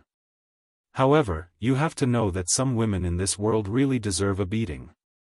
At this time, Yin Mengfan, who was standing to one side, turned around and glared at them. Don't be so noisy. I can't hear them. The two women immediately shut up and continued to look at Li Yundong and the others with great interest. Zhang Ling stared at Li Yundong for a long time. Suddenly, she burst out laughing and said, Jinrenli is really skilled and bold. Good, I admire you. Since you said so, I'd like to try Jinrenli's ability to fight in public. Li Yundong's eyes suddenly showed a sharp look. He said coldly, Jinren Zhang, today is the opening ceremony of Desanxian. Do you have to make trouble today? Zhang Ling snorted coldly. Jinrenli, I think you are mistaken. Before you showed your sword in public, I didn't want to come to you, but since you dared to show your powerful magical weapon in public, it means that you are very confident in your ability to fight in public. Then, any cultivator around can challenge you for the purpose of maintaining the laws of the cultivation world. Otherwise, if you are not discovered this time, what will you do if you are discovered next time? Li Yundong frowned. He tilted his head slightly and whispered to Ziyuan, is there such a rule? Ziyuan also quickly whispered, yes. There is an unwritten rule in the cultivation world. If any cultivator uses magic treasures or magic in public in a busy city, then all the cultivators who see it have the right to stop it. The purpose is to prevent people from maliciously publicizing magic treasures in the cultivation world to the world, causing chaos in the world and attracting the vigilance and suppression of the government. Li Yundong nodded slightly. Seeing that he couldn't avoid this battle, he simply calmed down and said in a deep voice, "Well, how do you want to fight, Zhenrenzhang? How about we find a remote place where there is no one?" Zhang Ling smiled. She looked around and said, "Why do we need to find a place where there is no one? Since Daoist Zhang dares to show off his magic weapon in front of so many people, then why don't we compete according to the convention of the cultivation world? Let's see who is the first to be discovered by the surrounding people, and who loses." At this time, Zi Yuan whispered in Li Yundong's ear, "This is a battle between great cultivators. Often relying on their profound Taoist magic, they often do something bold and skillful. They use magic and powerful magical weapons in public in front of the world, but they don't let them see the mystery of it. They only think that it is a magic trick. But if one of them is destroyed by the other, or if the mystery is discovered by the world, then it will be considered as the loser." Li Yundong smiled gratefully at Zi Yuan and nodded. "I understand." He said to Zhang Ling, "In that case, how should we fight?" Zhang Ling pondered for a moment, but before she could speak, she suddenly heard an old man's voice. "Huh, what a coincidence. It turns out that Zhenrenzhang is also here." When they heard the voice, they looked in the direction of the voice and saw an old man wearing a Taoist robe, with a slender Taoist nun beside him. They were walking quickly. When Li Yundong saw them, he immediately frowned. These two people were none other than Zheng Yuan and Ding Nan. Zheng Yuan's face was flushed and kind. People who didn't know him well would feel close to him when they saw his face. Ding Nan, who was next to him, was wearing a Daoist robe for the first time. Although the robe was loose and covered her slim figure, her face was like a peach blossom, and she was tall. Wearing the Daoist robe made her even more attractive. Li Yundong took a deep look at Ding Nan and said in a deep voice, "What are you doing here?" Ding Nan smiled slightly and said, "Li Yundong, you and I are classmates. I heard that you opened a shop here. As a classmate and fellow Daoist, I came to congratulate you. Don't you welcome me?" Zheng Yuan also smiled kindly and said, "My beloved disciple is really nostalgic. She insisted on coming here, and I couldn't stop her. Zhenrenli, you can't be so unreasonable, can you?" Li Yundong snorted. Just as he was about to speak, he heard a surprised voice coming from not far away. "Hey, Leader Zheng, you're here too. Ah, Zhenrenzhang, you're here too." Everyone looked over and saw that Du Fei of the Chuanzhen Dragon sect was also wearing a Taoist robe. He was looking at Li Yundong and the others in surprise. Li Yundong was also surprised. "Zhenrendu, why are you here?" Du Fei's face was full of smiles. He bowed and said, "Amateus, Zhenrenli, you opened a shop without telling me. It's obvious that you don't treat me as a friend, so I had to come uninvited." Li Yundong smiled bitterly in his heart. "I just don't want the cultivation world to get involved in this, so I want to keep a low profile. Now, both those who should come and those who shouldn't have come are here." Zi Yuan seemed to know what Li Yundong was thinking. She said in a low voice, "Li Yundong, you are a cultivator. Since you chose to open a shop in the downtown area, it's impossible to avoid being disturbed by fellow Taoists. You should be aware of this and be mentally prepared." Su Chan also grabbed Li Yundong's arm and whispered, "Yundong, I'm sorry. I've caused you trouble again." Li Yundong glanced at Zi Yuan and smiled at her. Then, he patted Su Chan's head and said with a smile, "Silly girl, don't be silly. Even if you don't cause me trouble, trouble will come to me." Zhang Ling, who was standing to one side, nodded lightly to Zheng Yuan and Du Fei as a greeting. She said, "Since Zhenren Du and Leader Zheng are here, you can be witnesses." Leader Zheng and Du Fei asked in unison, "What witnesses?" While they were talking, Lu Feier, Chao Kefi, and Yin Mengfan, who were in the tea house, were craning their necks to listen to their conversation. Lu Feier said, "Hey, I heard them say the word witness." "What did you hear?" Yin Mengfan said with a strange expression, "I didn't hear it clearly. It's too noisy here, especially upstairs. There are even people playing finger-guessing games. Do they really think this tea house is a restaurant?" Chao Kefi also sighed. "I only heard something about a real person or a fake person. I didn't hear anything else clearly." Lu Feier blinked. "Why don't we just go over and listen to what they're saying?" Chao Kefi hesitated for a moment. "That's not good. Don't you see that they are all Taoist priests? Maybe they have something to do." Lu Feier pouted and said unhappily, "It's really annoying. They asked me to see a master, but I didn't see a master. I only saw a group of stinky officials and a group of stinky Taoist priests." As soon as she finished speaking, Chao Kefi and Yin Mengfan widened their eyes and looked outside the door. They saw a luxurious Mercedes-Benz slowly driving in. Two young men and a woman got out of the Mercedes-Benz. The man was handsome, but his eyes were a little lecherous. The woman had a baby face, but her figure was particularly hot and sexy. Yin Mengfan said, "Isn't that the young master of the Shen family and Shen Hui? Why are they here?" When Li Yundong saw the two of them, he suddenly felt a headache coming on. He complained to himself, "Why are these two lawless guys here? It's getting more and more lively." Well, a spoiler. The girl on the cover is Su Chan. Previous chapter next chapter recommendation previous page return to the table of contents next page error report if you like, please click here to add Keeping a Fox at Home to your bookshelf, so that you can read the latest chapters and updates of Keeping a Fox at Home in the future.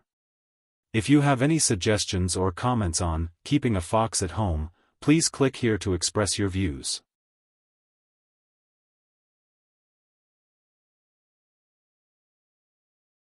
Chapter 413.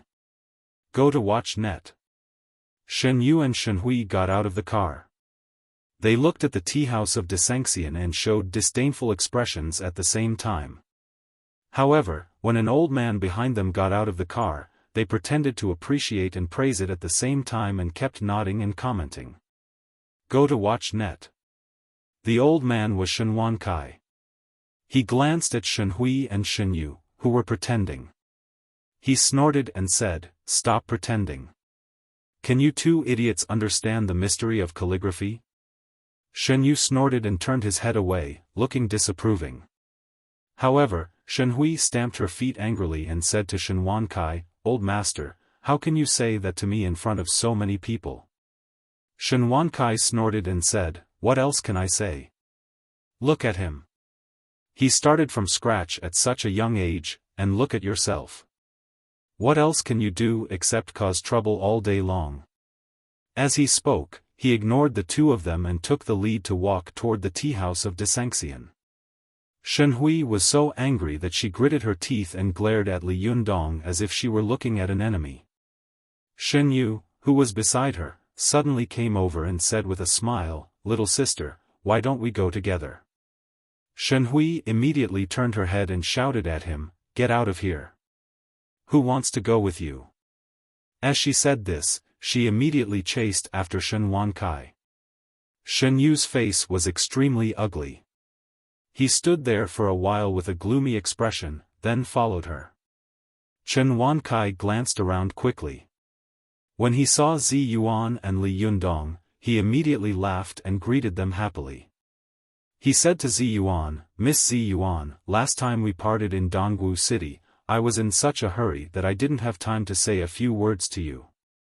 This time, I heard that you opened a tea house in Tiannan City, so I came uninvited to pay my respects. Zi Yuan smiled slightly, turned sideways, spread out her palm, pointed at Li Yundong, and said, "It's not me who opened the tea shop. The owner is Li Yundong. Mr. Shen should congratulate him." Shen Wankai chuckled. He looked at Zi Yuan meaningfully and then at Li Yundong. He said, "Congratulations. Child Li is young and promising.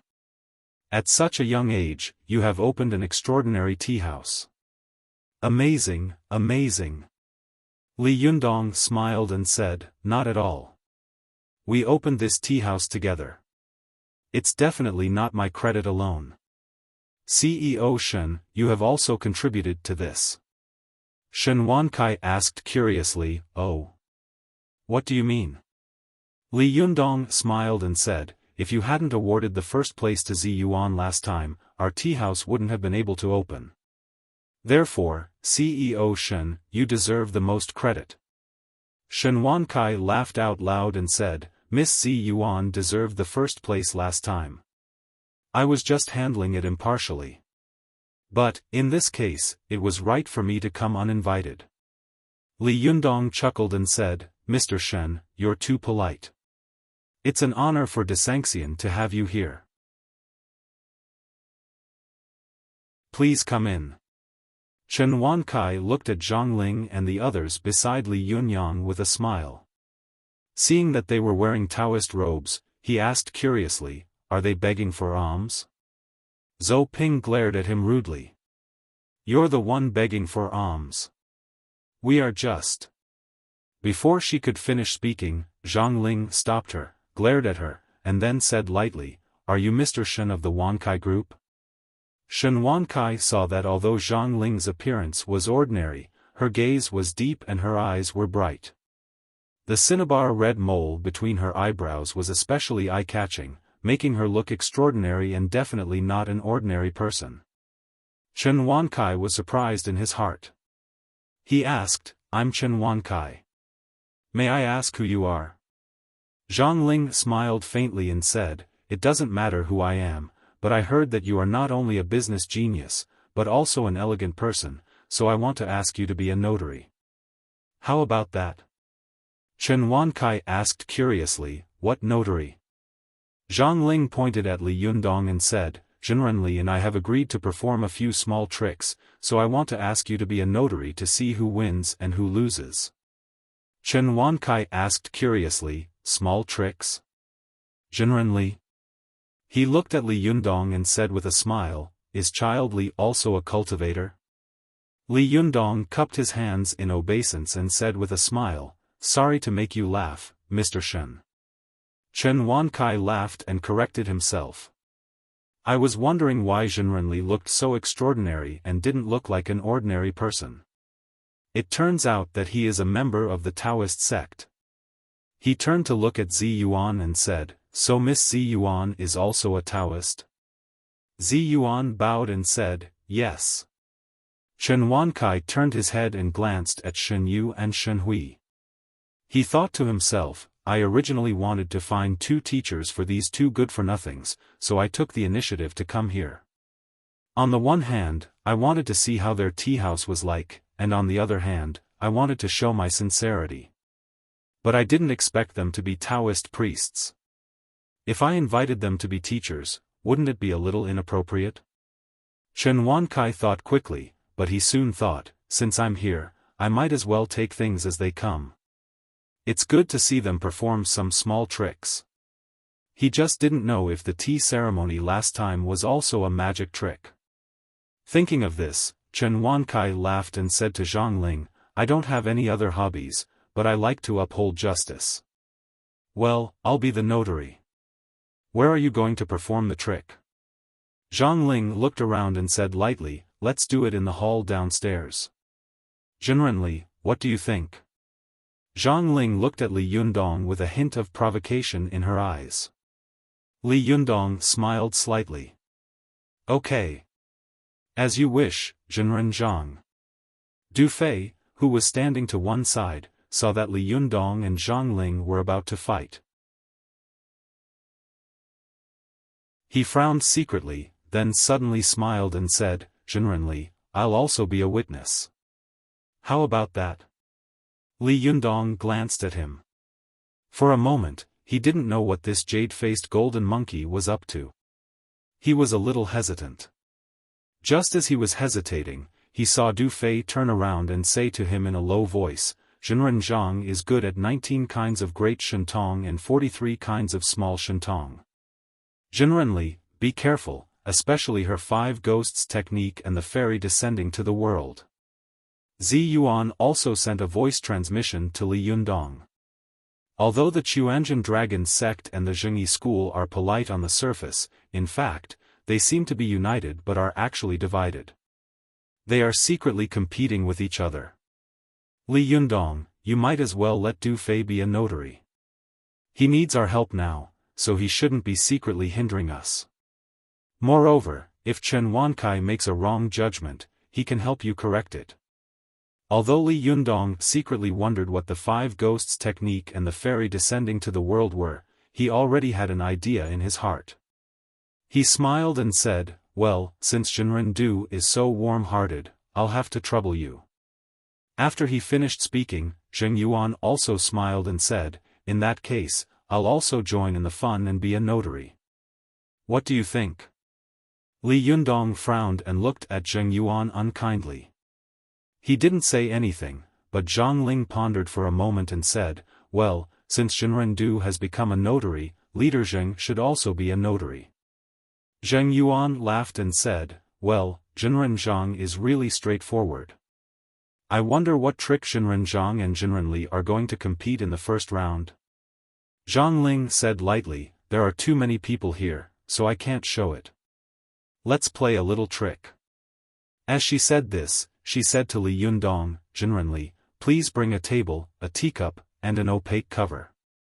Li Yundong turned his head and was about to give an order to Su Chan, but he saw that the little girl had already run to the opposite side and moved another table over. Zhou Qin turned around and took a teacup and a large teapot from the storage room. At this time, everyone upstairs and downstairs noticed the movement below. Some of them were curious, so they went to the railing on the second floor and looked down.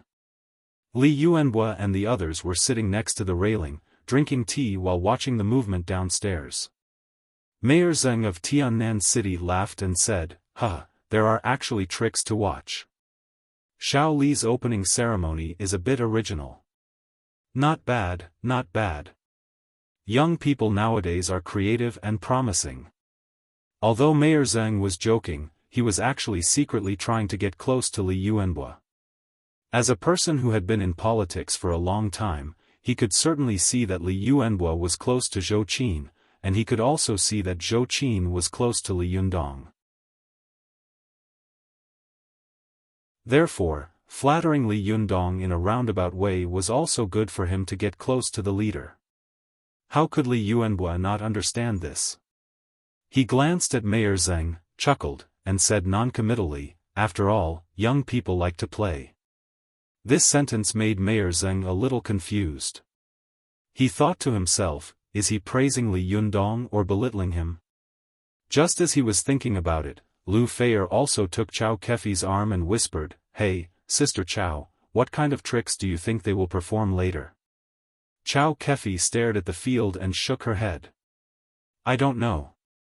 Anyway, there will be a good show later. Lu Feier said curiously and expectantly, will it be magic?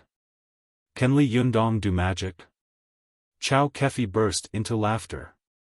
He is not Lu Qian. Just pay attention to him later.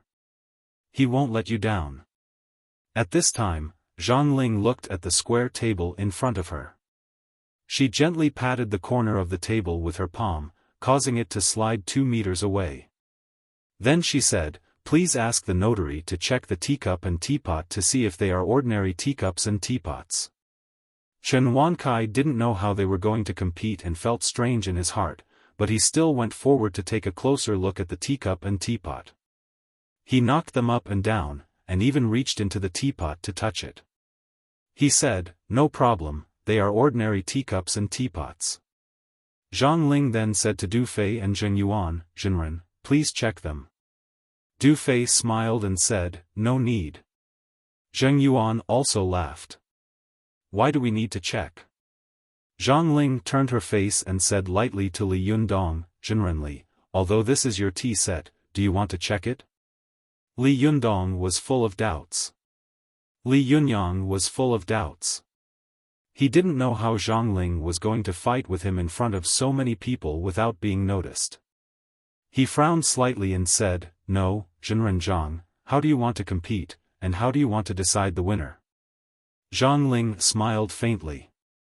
As if she was performing a magic trick, a horsetail whisk suddenly appeared in her hand.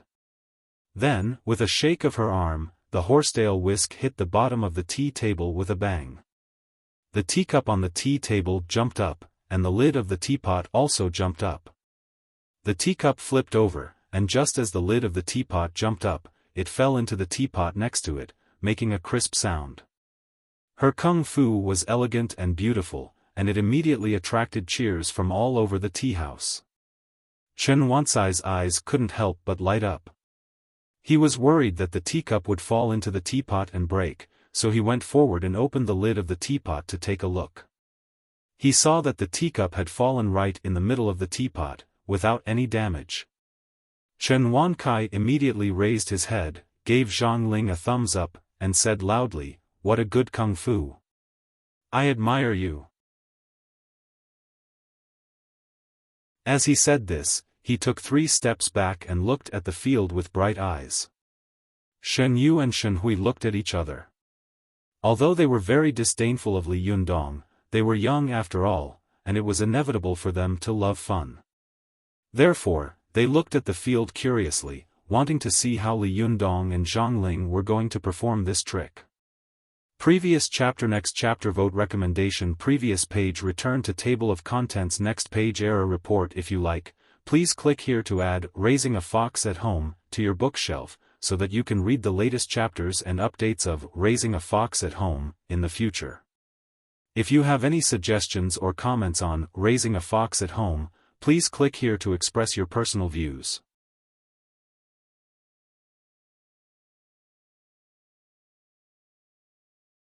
Chapter 4:14. Go to Watch Net. On the first day of the opening of Desangxian's tea house, the upper and lower floors were full of celebrities from all walks of life.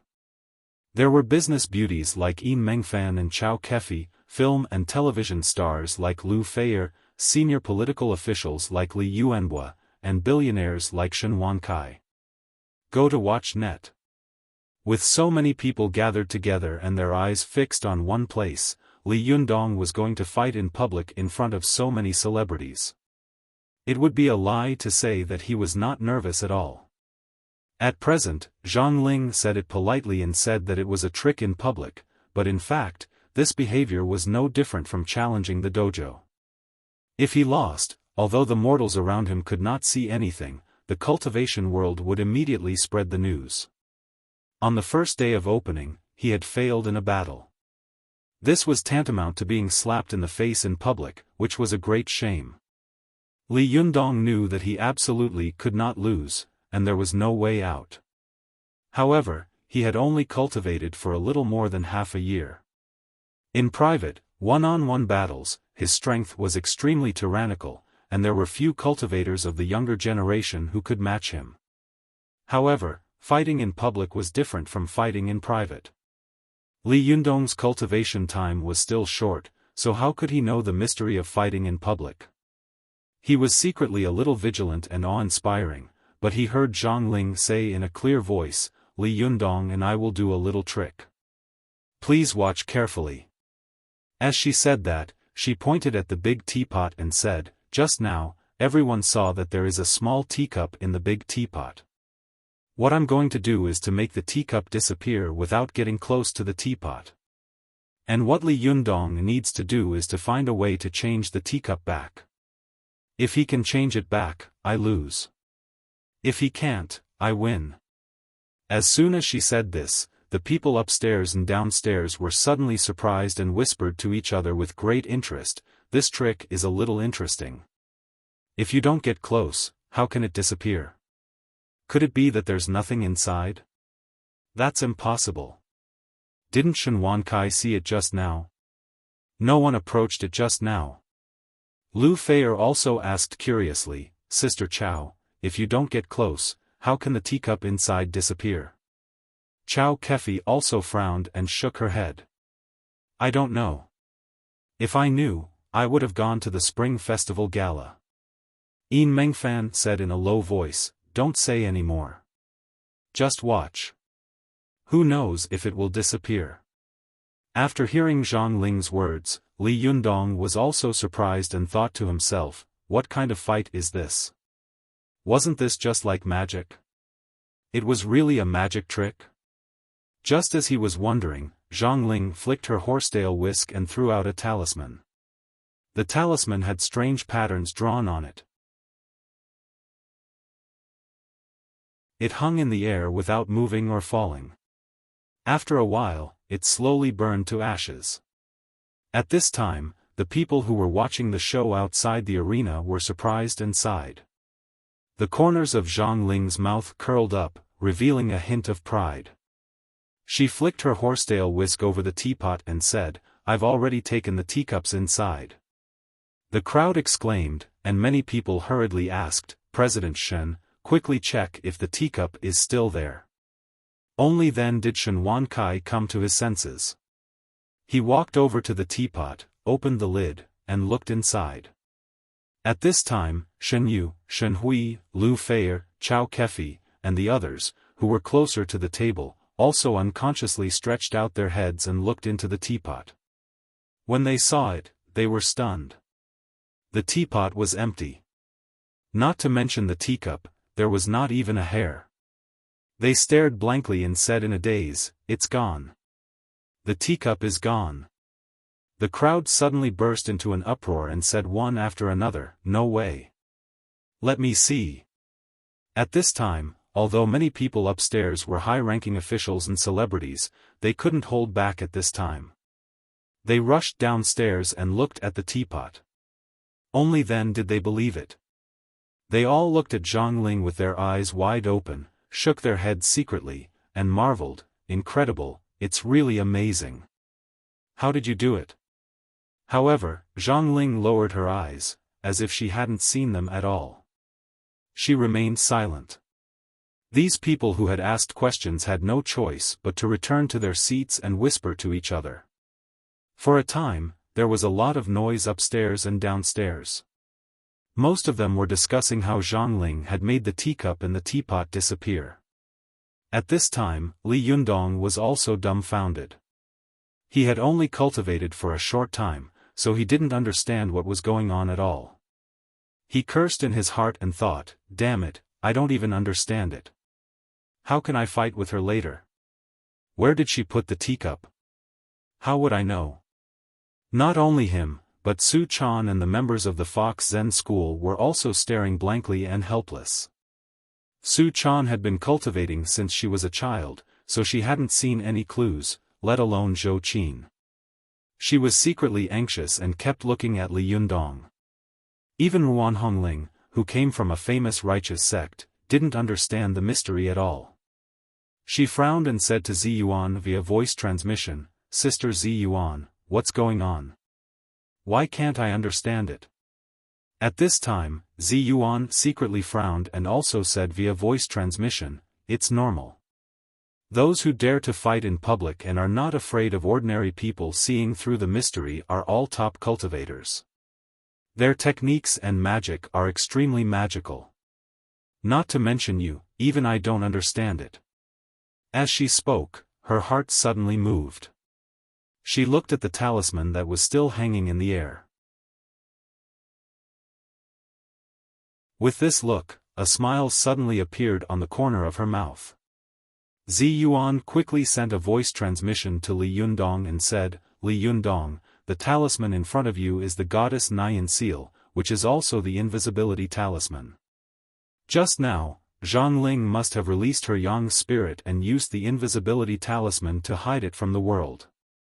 At the moment when the yang spirit took the teacup out of the teapot, the yang spirit turned into yin spirit, passed through the teapot, and took the teacup. You saw Zhang Ling flick her horsetail whisk just now to attract the attention of the people around her and cover up the moment when the teacup was taken out. Li Yundong suddenly understood. Just as he was about to turn his head and speak to Zi Yuan, he heard her voice transmission again. Don't turn your head, or it will be regarded as cheating. In a moment, you release the Yang spirit, and I will release the goddess Naiyan seal. Then, you use the Yang spirit to hit the talisman floating in front of Zhang Ling. Once the talisman is destroyed, her Yang spirit will definitely be exposed, and she will have to take it back. Once the Yang spirit is taken back, the teacup will automatically appear. After hearing Zi Yuan's words, Li Yundong nodded very slightly, indicating that he had understood. At this time, Zi Yuan said via voice transmission, I will count to 3, and we will do it at the same time. In a while, I will stick the talisman on your sleeve. The moment you release the Yang spirit, you will throw out the talisman and stick it on the Yang spirit. At this time, Zi Yuan stood behind Li Yundong. With a flip of her 5 fingers, she took out a talisman from her sleeve. Using Li Yundong's figure as a cover, she quickly drew a goddess Naiyan seal, and then she said via voice transmission, 1, 2, 3. When she counted to 3, Li Yundong instantly released his Yang spirit. At the same time, Zi Yuan quickly stuck the talisman on Li Yundong's sleeve. Li Yundong swung his arm at the same time, and the talisman immediately hung in front of him, just hanging on his Yang spirit. Li Yundong and Zi Yuan had an excellent tacit understanding. It was almost as if one person was casting magic. At this time, no one upstairs and downstairs could see any flaws. They only felt that Li Yundong's body shook slightly, and then he also threw out a talisman like Zhang Ling. It was also suspended in the air and did not fall to the ground. After a while, it was burned to ashes. Although they saw that Li Yundong's technique was the same as Zhang Ling's, they were all excited and wanted to see how Li Yundong would change the teacup back. Only Zhang Ling secretly frowned and gave Zi Yuan, who was behind Li Yundong, a meaningful look. After Li Yundong's Yang spirit went out of his body, although he couldn't see Zhang Ling's Yang spirit in front of him, he knew that Zhang Ling couldn't see his Yang spirit either. He secretly made a handprint, a fixed fundamental mudra, and suddenly chopped toward Zhang Ling. Li Yundong's invisible Yang spirit made a Mahamudra, and everyone felt a sudden movement in the air. Then, there was a sudden loud bang in the tea house, as if someone's palms had hit each other, causing the air to tremble. Especially the people on the first floor, they only felt that there was an invisible wave of qi in the air rushing toward them, making them suffocate. Li Yundong's Mahamudra was blocked, and he immediately became spirited, because he knew that Zhang Ling's Yang spirit was really in front of him, as Zi Yuan had said. He immediately controlled his Yang spirit to rush forward, and at the same time, he quickly made a Mahavarakana Mudra with both hands and slapped toward Zhang Ling. Li Yundong's Mahamudra was blocked, and he immediately felt a strong wind in front of him. When the two forces intersected, Li Yundong vaguely saw a woman in gorgeous clothes standing in front of him. He couldn't see the woman's appearance clearly, but Li Yundong could clearly feel that the belt on her body was like a steel whip and iron chain, whipping toward his Yang spirit body. Li Yundong stepped back. After making a Mahamudra, he immediately blocked the direction of the strong wind with both hands. With this block, the Yang spirits of the two people suddenly came into contact, and both of them instantly saw each other's Yang spirits. Li Yundong was shocked. He thought that both of their Yang spirits had been exposed. His heart trembled, and his Yang spirit was also affected. He hesitated for a moment. As he hesitated, Zhang Ling's Yang spirit immediately tied Li Yundong up like countless fairy-tied ropes. In the blink of an eye, he was tightly tied up. Li Yundong was shocked. He wanted to struggle, but he was afraid that the movement would become louder and louder. If he didn't struggle, he would definitely lose. Just as he was in a dilemma, he heard Zi Yuan's urgent voice transmission, Li Yundong, don't worry. You haven't been exposed. When the two Nyan goddess seals touch each other, they will offset each other's invisibility, but this is only for two cultivators with Nyan goddess seals. Others can't see it. Hurry up and run outside. This place is narrow, and it's suitable for Zhongling, not for you. When Li Yundong heard this, he immediately had an idea. He immediately used his yang spirit strength and rushed out of the door like a violent bull. Zhongling's yang spirit, who was tied up by Li Yundong's belt, was also forcibly dragged out, and the two of them flew into the air. As soon as Li Yundong flew into the air, he was like a dragon swimming in the sea and a tiger entering the mountains. He no longer had any scruples. With a loud shout, his Jinqi surged out, and his yang spirit body rapidly and violently expanded. In just a moment, he had become an iron arhat more than 3 meters tall.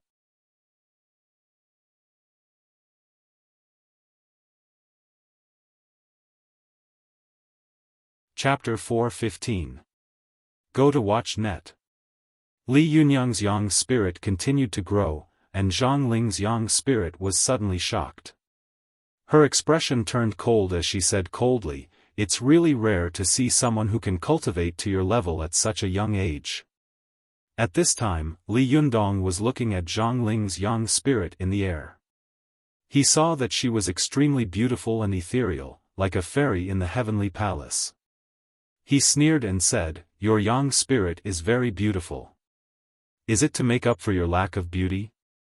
There was a flash of anger in Zhongling's eyes, but soon she burst out laughing again. The body is just a bag of skin. We cultivators cultivate the yang spirit body. The yang spirit is the most valuable thing to cultivate. Only the yang spirit can overcome life, old age, illness, and death, but the body can't. Li Yundong, you've made such a big name for yourself, but you can't see through this? What's so good about this stinky body of mine? Moreover, the yang spirit body represents your original God spirit, and it was not deliberately created by me. If you don't even understand this, how can you cultivate? Zhongling shouted, "My original deity is the fairy of the 9th heaven. Li Yundong, you are no match for me. Surrender." After saying that, Zhongling's quintessential essence surged and his body shook slightly. After a while, he split from one person to two, and then from 2 to 4. Watch net. 7 KOM. Li Yundong was shocked. He saw Zhongling's yang spirit attacking from all directions. It was difficult for his 2 fists to fight against 4 hands. For a moment it was difficult for him to defend himself and he was exhausted. Damn it, what kind of spell is this? If you have the ability, fight me one-on-one. Li Yundong gritted his teeth and roared loudly. Zhongling controlled her 4 doppelgangers and beat Li Yundong until he had no room to fight back. She laughed and said, "Li Yundong, the Shentong magic of our Jingyi school is mysterious and can change at will. How can a beginner like you understand it?" He suddenly remembered that when he had just cultivated to the Yangshan phase and the Yangshan had left his body, he and Su Chan had been laughing and playing in the room. He had changed from a child to a teenager, and then to a young man. He had changed as he pleased. It could be said that he could become as big as he wanted, as long as his Jinqi could support it. At this moment, Li Yundong suddenly felt as if a door in his mind had been pushed open by someone, and he had entered a new world. Things that he hadn't understood in the past suddenly became clear to him. When Li Yundong first started cultivating, he had always felt that cultivation was very unreliable, because the purpose of cultivators was to get rid of old age, illness, and death. They wanted to jump out of the inevitable laws of nature and reach the realm of immortality. However, the more cultivation books he read, the more he found that almost no cultivator's body was immortal. Whether it was Wang Chongyang, the founder of the Chuanzhen dragon sect, or Sun Lutang, who had obtained it during the Republic of China, their deaths were all recorded in history, especially Wang Chongyang. After his death, his body had been dug up and abandoned in the wilderness. In Li Yundong's opinion, since such a cultivator couldn't escape death, what was the use of cultivating? But now, this question made Li Yundong suddenly see the light. Although Zhang Ling had reprimanded Li Yundong just now, her words had revealed a secret of the cultivation world. The ultimate goal of cultivators was not to cultivate their bodies to the point of immortality, but to cultivate their yang spirit to the point of immortality. The physical body would die, but it was just a bag that carried the yang spirit, and the yang spirit was eternal. Li Yundong thought to himself, the yang spirit is a spirit body, and it can change at will. Since Zhang Ling can change into 4 and turn her yang spirit into the original god, why can't I? As soon as this thought came to mind, Li Yundong's yang spirit began to change obviously. A black aura came out of his body, making him look like he was surrounded by dark clouds. His skin was as dark as steel, and a red and black aura came out of his nostrils. Zhang Ling didn't know that her casual words had inadvertently made Li Yundong understand the Tao. She saw that Li Yundong's yang spirit suddenly became extremely ferocious, and 2 different auras came out of his nostrils. She was shocked and said coldly, "You really have cultivated the heavenly Jindan technique, and you have even cultivated to the 8th phase. It's really rare for someone to be able to cultivate to your level at such a young age. However, do you think you can deal with me at the 8th phase?" When Zhang Ling spoke, the 4 doppelgangers spoke at the same time. Their voices came from all directions, seeming to be extremely powerful and oppressive.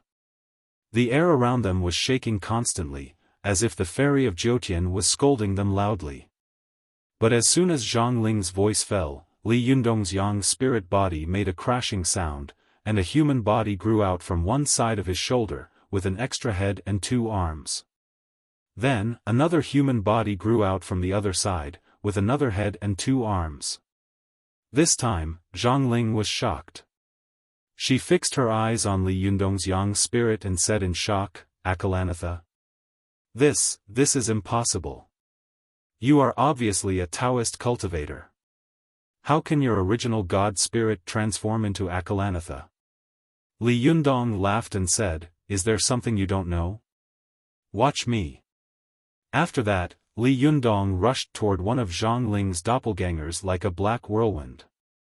Zhang Ling was shocked and confused, and her combat strength was greatly reduced.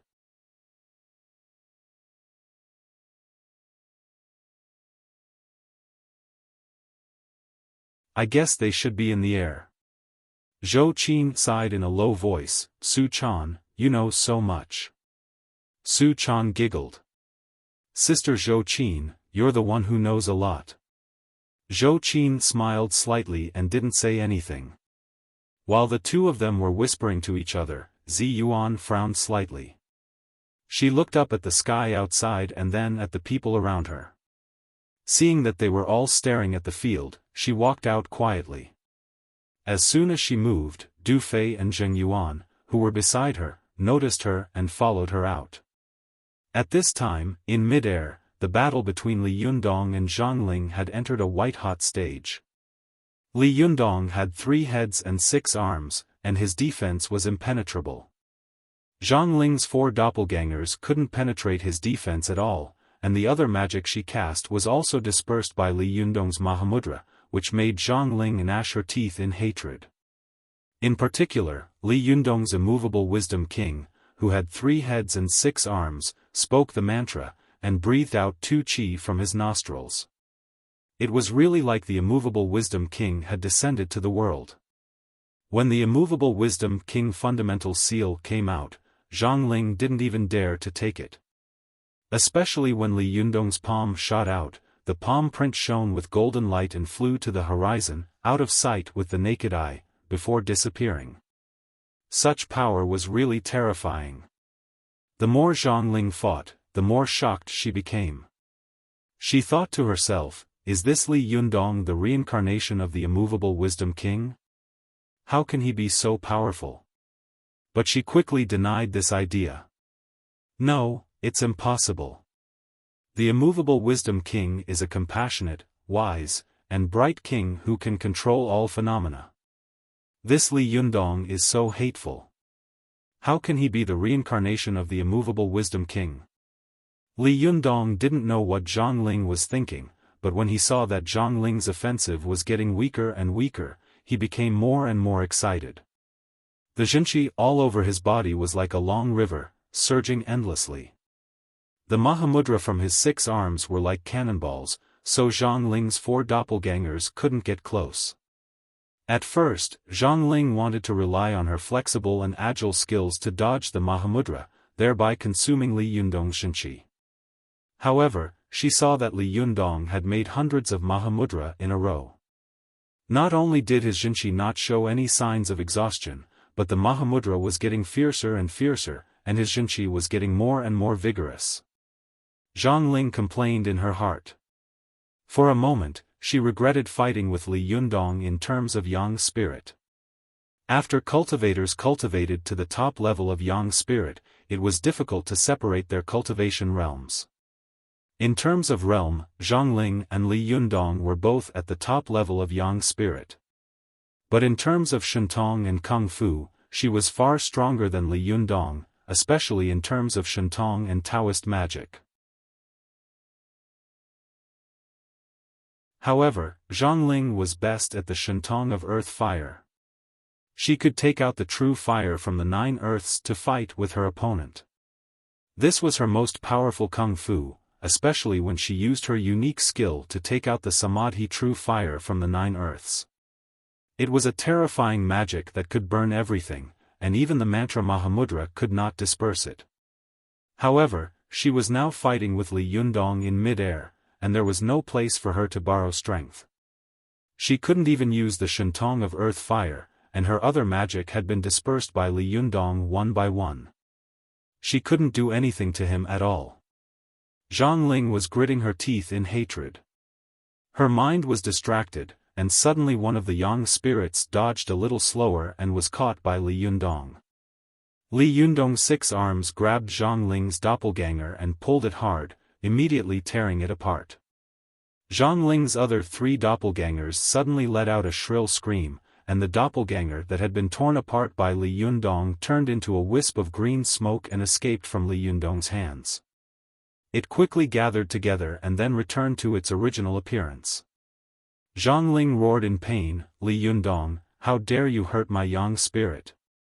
Li Yundong sneered and said, "If you don't admit defeat, I'll tear you apart until you can never recover. Let's see how much Jinqi you can waste." Zhang Ling roared, "You don't know the immensity of heaven and earth. How dare you be so arrogant?" Zhang Ling was so angry that she subconsciously wanted to fly back to the ground and use the 9 earths fire to fight with Li Yundong.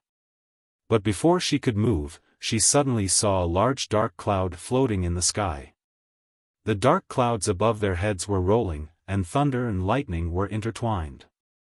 Li Yundong and Zhang Ling were shocked at the same time. They both felt a pair of extremely terrifying and dignified eyes staring at them. Zhang Ling said angrily, "Li Yundong, you cheated. How dare you use such a dirty trick?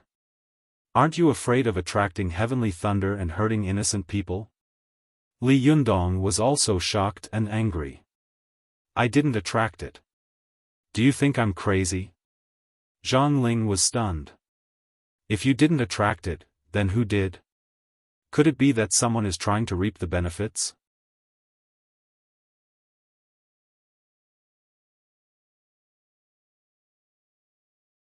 Chapter 4:16. Go to watch net. Just as the two of them were in a state of bewilderment and guessing at each other, Ziyuan suddenly appeared not far away from them. She said in a clear voice, "Stop guessing. Hurry up and go down. The yang spirit is flying so high and fighting so fiercely. Are you afraid that heavenly thunder won't strike down?" Zhang Ling turned her head and sneered with an unkind look in her eyes. "Ziyuan, it's really a pleasant surprise that our Zhengyi school has a traitor like you." Li Yundong also snorted. "The winner hasn't been decided yet. What if this guy goes back on his word?" Zhang Ling said angrily, "Li Yundong, in terms of age, I'm older than your parents. In terms of seniority, I'm several generations older than you. How dare you humiliate me like this? Li Yundong also said angrily, since you are older, why did you allow your disciple to provoke and humiliate Zi Yuan again and again? Is this how you righteous sects do things? Come, come, come. We won't rest until we determine a victor today. Let's see if the heavenly lightning strikes you or me. Zhang Ling was extremely angry. She was about to fight with him again when she saw Zhou Ping, Du Fei, Zheng Yuan, and the others flying up. Watch net. 7 KOM. As soon as Zhou Ping saw Zi Yuan, she shouted, "Do you want to bully us with numbers?" Li Yundong sneered, "Do you think we are like you?" Zhou Ping was so angry that she was about to refute. Du Fei, who was beside her, looked at the sky worriedly and advised, "Jinren Zhang, Jinren Li, I saw your battle just now. One of you is a famous Taoist, and the other is a rising star. This should have been a blessing for our Taoist school. As the saying goes, it's better to squash enmity than keep it alive. Moreover, it's a bit unethical to fight under the dark clouds of rolling thunder. I think it's better to stop for the time being." Zheng Yuan also stroked his beard and said with a compassionate expression, "Jinren Du is right. I think there's something fishy about this heavenly lightning. Let's give up for now." Li Yundong said flatly, "No, you ruined my tea house on the first day of its opening. How can I do business in the future? We must determine the winner today." Zhang Ling also sneered and said, "Good, I want to see how capable you are, Akalanatha." Seeing that the two of them were about to fight again, the people next to them suddenly became anxious. Zi Yuan advised, "Since there is a notary, why don't we let him decide who wins and who loses?" As soon as Zi Yuan said this, the faces of Du Fei and Zheng Yuan stiffened. They cursed in their hearts, "Damn it, this Zi Yuan really knows how to push the boat with the current and bring trouble to others. If he had known it would be like this, he wouldn't have joined in the fun and become a notary." Li Yundong turned his head to look at Du Fei, cupped his hands and said, "Jinren Du, what do you think?" Du Fei looked embarrassed. He thought for a moment, narrowed his eyes, and gritted his teeth. "In my opinion, Jinren Li did have the upper hand just now, and one of Jinren Zhang's Yang spirit doppelgangers was destroyed. If the fight continued, it would be difficult to determine the outcome. But judging from the situation just now, Jinren Li should have won." Zhang Ling laughed coldly, "Great, the Chuanjin dragon sect has finally revealed its fox tail. Well said, Jinren Du." Du Fei cupped his hands and said, "Jinren Zhang, I'm just telling the truth." Zhang Ling snorted, turned to look at Zheng Yuan, and said coldly, "What did Leader Zheng say?" Zhang Ling thought to herself, "It seems that I won't be able to get away with it today. I offended Zheng Yuan last time, and I'm afraid he will take revenge this time." But just as Zhang Ling was thinking about this, Zheng Yuan said, "Jinren Du is wrong. Since it's a battle of methods, how can the outcome be decided by temporary gains and losses?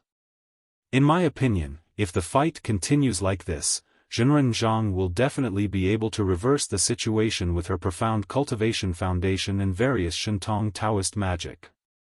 So in my opinion, Jinren Zhang should have won, because her cultivation skills are higher than Jinren Li's." Hearing this, Zhang Ling was both surprised and happy. She thought to herself, did Zheng Yuan not care about the past? Was I wrong about him? Li Yundong was angry in his heart. He sneered and said, "Zheng Yuan, I haven't settled the score with you last time. Do you want to die?" A glimmer of light flashed in Zheng Yuan's eyes. His face didn't change. He slowly stroked his beard and said, "Jinren Li, what do you mean? I don't understand. I'm just speaking frankly. You can ask the others. In terms of cultivation, who is higher? You or Jinren Zhang?" Li Yundong said angrily, "Will the one with a higher cultivation win?" In that case, it shouldn't have been Wu Hao and LV Fengping who died at the foot of the Himalayas, but me. Zheng Yuan suddenly became furious and said with a ferocious face, Li Yundong, what did you say? Li Yundong's words had pierced Zheng Yuan's heart. If Zheng Yuan also joined the battle and the cultivators fought in mid-air, the heavenly thunder would be attracted by their spiritual energy in Jinqi, and it would definitely fall faster. If it really fell, the consequences would be unimaginable. Zi Yuan immediately said, since the two notaries insist on their own opinions, we should let another notary judge who will win and who will lose. Hearing this, Du Fei immediately said, Zhenren Zi Yuan is right. Shen Wankai should be the judge. Zheng Yuan rolled his eyes and nodded in agreement. Zhang Ling sneered and said, he is just a mortal and can't see us fighting. How can he judge the outcome?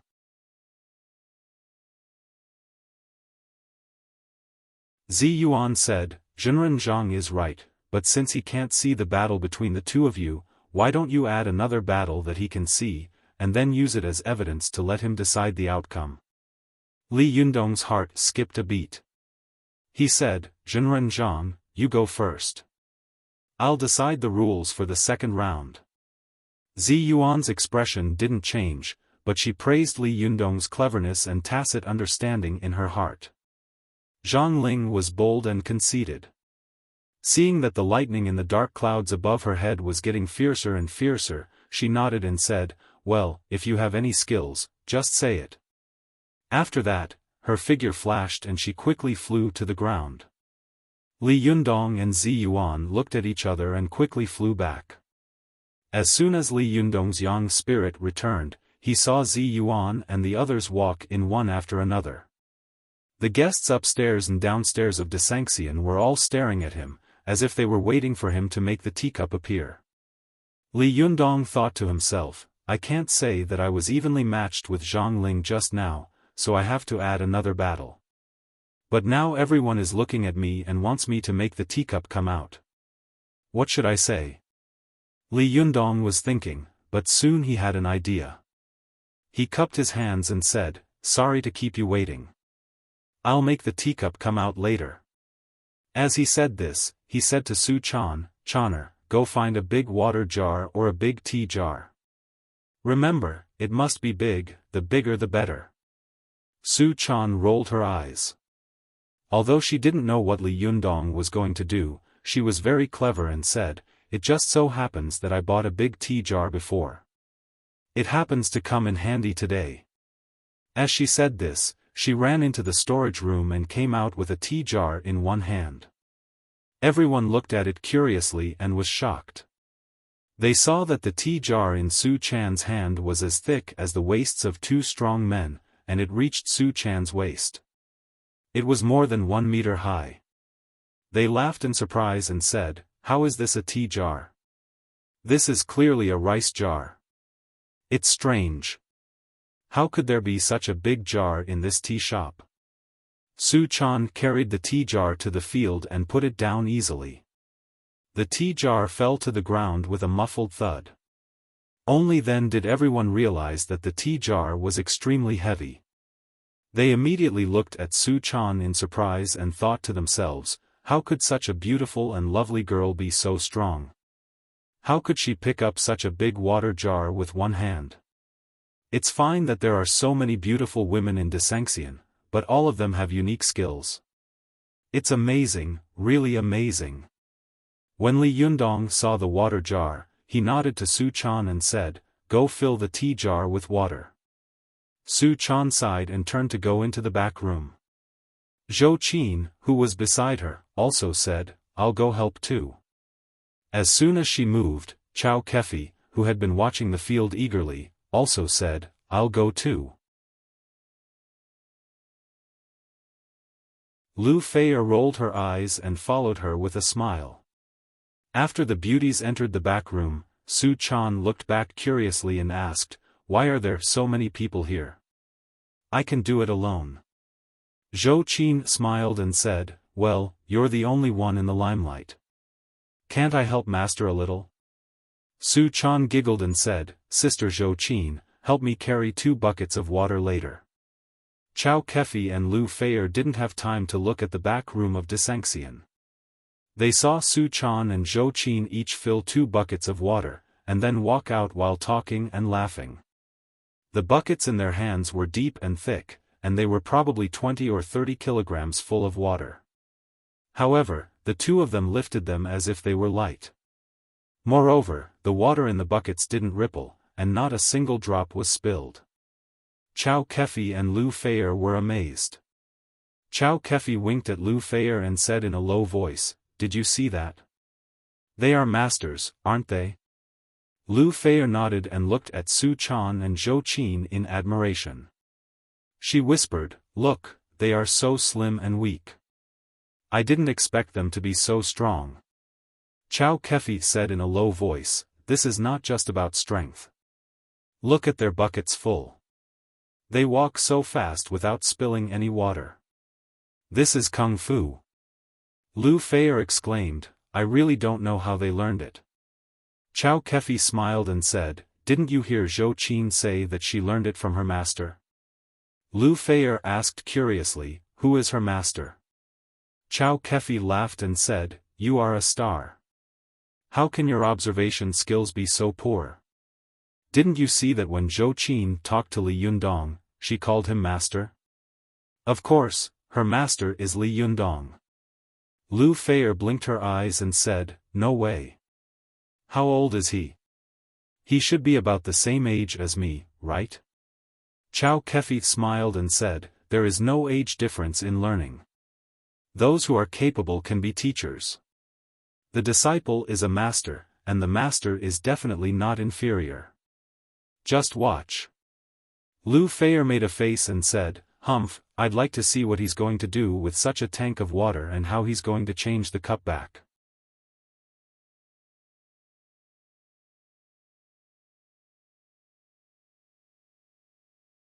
Chapter 4:17. Go to Watch Network. At this time, the guests upstairs and downstairs of Desanxian saw Su Chan and Zhou Qin come out with 2 large buckets and fill the huge teapot at once. Go to Canwang. 7 KOM. Li Yundong stood next to the water jar and said in a clear voice, "Everyone, watch carefully." Just now, Zhang Ling performed a little trick of making the cup in the teapot disappear without getting close to it. Now I will show you a little trick of sucking up all the water in the teapot without touching it. Shen Wankai smiled and said, "Child Li, this trick of yours has nothing to do with making a teacup. Even if you can drink it all, how can you make the teacup appear?" Li Yundong chuckled and said, "Don't worry, Mr. Shen. After I finish drinking the water in the teapot, it will be Zhang Ling's turn. If she can drink it all, then the teacup won't appear. If she can't drink it all, then the teacup will appear." Shen Wankai was surprised. What kind of logic is this? Strange, it's really strange. Shen Yu, who was standing to one side, sneered, turned his head away, and whispered with disdain, "What a trick." However, Shen Hui had seen some of Li Yundong's magic. She watched curiously from the side, and it was rare that she didn't make any sarcastic remarks. At this time, the guests upstairs and downstairs were also whispering to each other and discussing. "Hey, what do you think drinking water has to do with making a teacup?" "I don't know. I'm just curious. How can I drink water without touching the teapot?" "Are you stupid? If I don't touch the teapot, can't I use a cup?" "That's right. However, even if you drink it with a cup, how can you finish such a big jar of water? Can't you drink it slowly? You can finish it eventually." "Ah, no way. Are we going to watch Child Li drink water slowly here? What's so interesting about this trick? This. Hey, why are you so serious with me? Just watch what Child Li does." Yes. "Hey, no, you're the one who's serious with me." Li Yunyang ignored the crowd and said meaningfully to Zhang Ling, "Zhenren Zhang, what do you think?" Zhang Ling frowned inwardly. However, she was extremely conceited. If Li Yundong could do it, she could definitely do it as well. She said proudly, "Let's do as you say." Li Yundong nodded and said, "Okay." He cupped one hand in the other before his chest and said loudly, "Everyone, please watch carefully." In an instant, there was silence in the Desanxian building. Everyone's eyes were fixed on Li Yundong. Li Yunyang stood in front of the big water tank. He took a deep breath and shook his body. A force came from the bottom up, like an old bear shaking off lice. He shook the force to his hands. Li Yundong's hands were 1 foot above the water tank, and then he slowly pushed them as if he was doing Tai Chi. At first, everyone thought that Li Yundong was performing some kind of trick, but soon, they all widened their eyes and saw that the water in the teapot began to slowly rotate by itself. As Li Yundong's movements became faster and faster, the water in the teapot also began to rotate faster and faster. When the swirling water in the teapot was about to splash out, Li Yundong suddenly stopped and slapped both sides of the teapot with his palms. With a bang, a column of water suddenly rushed up from the center of the teapot. Li Yundong immediately took a deep breath, and the column of water went into his mouth. Although the crowd didn't know what Li Yundong was up to, they immediately cheered when they saw that Li Yundong's move was really elegant and beautiful. At first, their cheers were a little intermittent, but soon they found that Li Yundong's mouth did not stop sucking water. The water in the water tank was rapidly decreasing, and in a short time, the water level had dropped by 2 fingers. Li Yundong's breath seemed to be extremely long, and he had been sucking for a minute without stopping. At this time, the people upstairs and downstairs were all shocked. They stood up one after another and looked at Li Yundong with their eyes wide open. One by one, they cheered and applauded like thunder. At this time, Li Yundong's aura and Jinqi had surged to an incredible level. White steam was rising from the top of his head, and his clothes were fluttering without any wind. He was like an immortal descending to the world. The crowd watched for a while. 2 minutes later, Li Yundong's breath was still not stopped, and he had already sucked half of the water in the water tank. At this time, they were all so shocked that they even forgot to applaud and cheer. They just looked at Li Yundong with their mouths agape and thought, "Is he still human? How did he do it? His mouth is more than 2 feet away from the water tank. How did he suck the water up? How could he breathe for so long without stopping? This half a tank of water should be at least 20 liters. How could he suck it all in one breath? Can he drink it?" At this time, the expressions of Zhou Ping and Zhang Ling also changed slightly, and they looked at Li Yundong in horror. As cultivators, they naturally knew that Li Yundong was relying on his incomparably powerful and condensed Jinqi to absorb the water in the tank in the air. It was not difficult to do this, but it was difficult to hold on for such a long time. Seeing her master's ugly expression, Zhou Ping forced a smile and said, "He won't be able to hold on for long." Zhang Ling snorted and didn't say anything. But another minute passed, and Li Yundong's breath was still there. At this time, everyone looked at Li Yundong and felt that he should have suffocated to death, but Li Yundong was still sucking the water in the tank.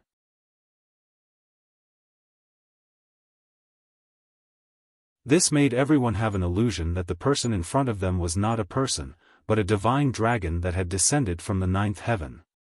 At this time, everyone upstairs and downstairs of Desanxian was shocked. Not only had they never seen anyone who could absorb water in the air, but they had also seen someone who could drink more than half of a vat of water in one breath. Moreover, even if they did not do these 2 things, they had never heard of anyone who could take a breath for 2 minutes without stopping. In the eyes of ordinary people, Li Yundong's continuous breathing for 2 minutes was simply not something that a human could do. No matter how large a person's lung capacity was, it was absolutely impossible for it to be so large. But they didn't know that at this time, Li Yundong's external qi had long been cut off, and it was the internal qi in his body that supported him. As the saying goes, when the mortal breath stops, the Jinqi rises, and it seems to exist unintentionally. It was his powerful Niden that was driving Li Yundong's qi. The Niden in his body was rotating at an astonishing speed, thus driving the Jinqi in his body to flow out continuously. Most people's Niden belonged to the fire attribute, but Li Yundong's Niden had been refined by the power of thunder and lightning when he had built the Zhuji phase in the Himalayas. It was born with the attribute of thunder and lightning, so it could be called a thunder-fire Niden. Thunder originated from water, and fire could quickly evaporate and dissolve water into steam. Therefore, the water that Li Yundong had absorbed into his body was quickly dissolved by his Niden into a large amount of water vapor, which then evaporated from the Baihui acupoint on the top of his head. After another minute, the water tank was about to be bottomed out. Everyone saw white steam rising from the top of Li Yundong's head. A white line rushed straight to the roof and quickly spread out and rolled, like 3 mist flowers. It was as if 3 flowers had gathered above one's head. In the mist, Li Yundong's clothes and black hair fluttered without any wind. He was really like an immortal with great magical power, which was awe-inspiring. After an unknown period of time, Li Yundong suddenly sucked up the last drop of water in the water tank. Only then did everyone let out a sigh of relief. It was as if the past few minutes had been as long as centuries. They all looked at Li Yundong in a daze and couldn't say a word, as if what had just happened had exceeded their imagination. The shop of Desanxian was so silent that one could hear a pin drop. Li Yundong didn't touch the tank and sucked up all the water in it. His stomach didn't bulge, and his body didn't look cumbersome or heavy at all. He lifted the water tank with one hand and turned it upside down. Then he turned it around and showed it to the people around him, showing them that there was no drop of water left in the tank.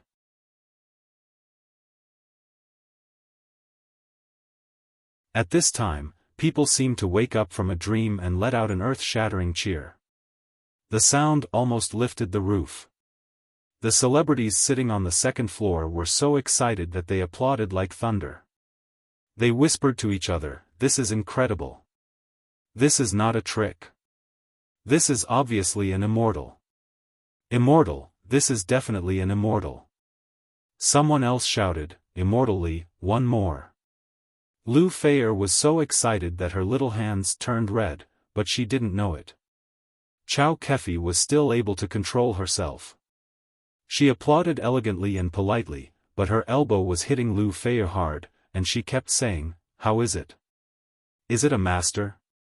Is it a master?" Lu Feier admired Li Yundong to the extreme in her heart and kept applauding, but she was a little unconvinced by Chao Kefi and said, "The teacup hasn't come out yet." Yin Mengfan looked at Li Yundong strangely, and from time to time, she looked at Shen Wankai, Shen Yu, and Shen Hui, who were so shocked that they couldn't speak. There was a thoughtful look in her eyes. Su Chan, Zi Yuan, Zhou Qin, and the others also looked at each other with strong joy and admiration in their eyes. They were all knowledgeable people, and they knew how terrifying it was for Li Yundong to be able to do this. Not only them, but even Zheng Yuan and Du Fei looked at Li Yundong with a complicated look on their faces. Ding Nan also looked at Li Yundong in shock, and there was a strong sense of worship and admiration in her eyes. Although Zhou Ping had seen Li Yundong's ability several times, Li Yundong's move today made her hair stand on end. She naturally knew how strong and condensed Jinqi was to be able to do this. How terrifying and powerful was his Niden to be able to break down so much water in an instant. Zhou Ping glanced at her master uneasily, only to see Zhang Ling staring at Li Yundong with an extremely ugly expression. She didn't say a word.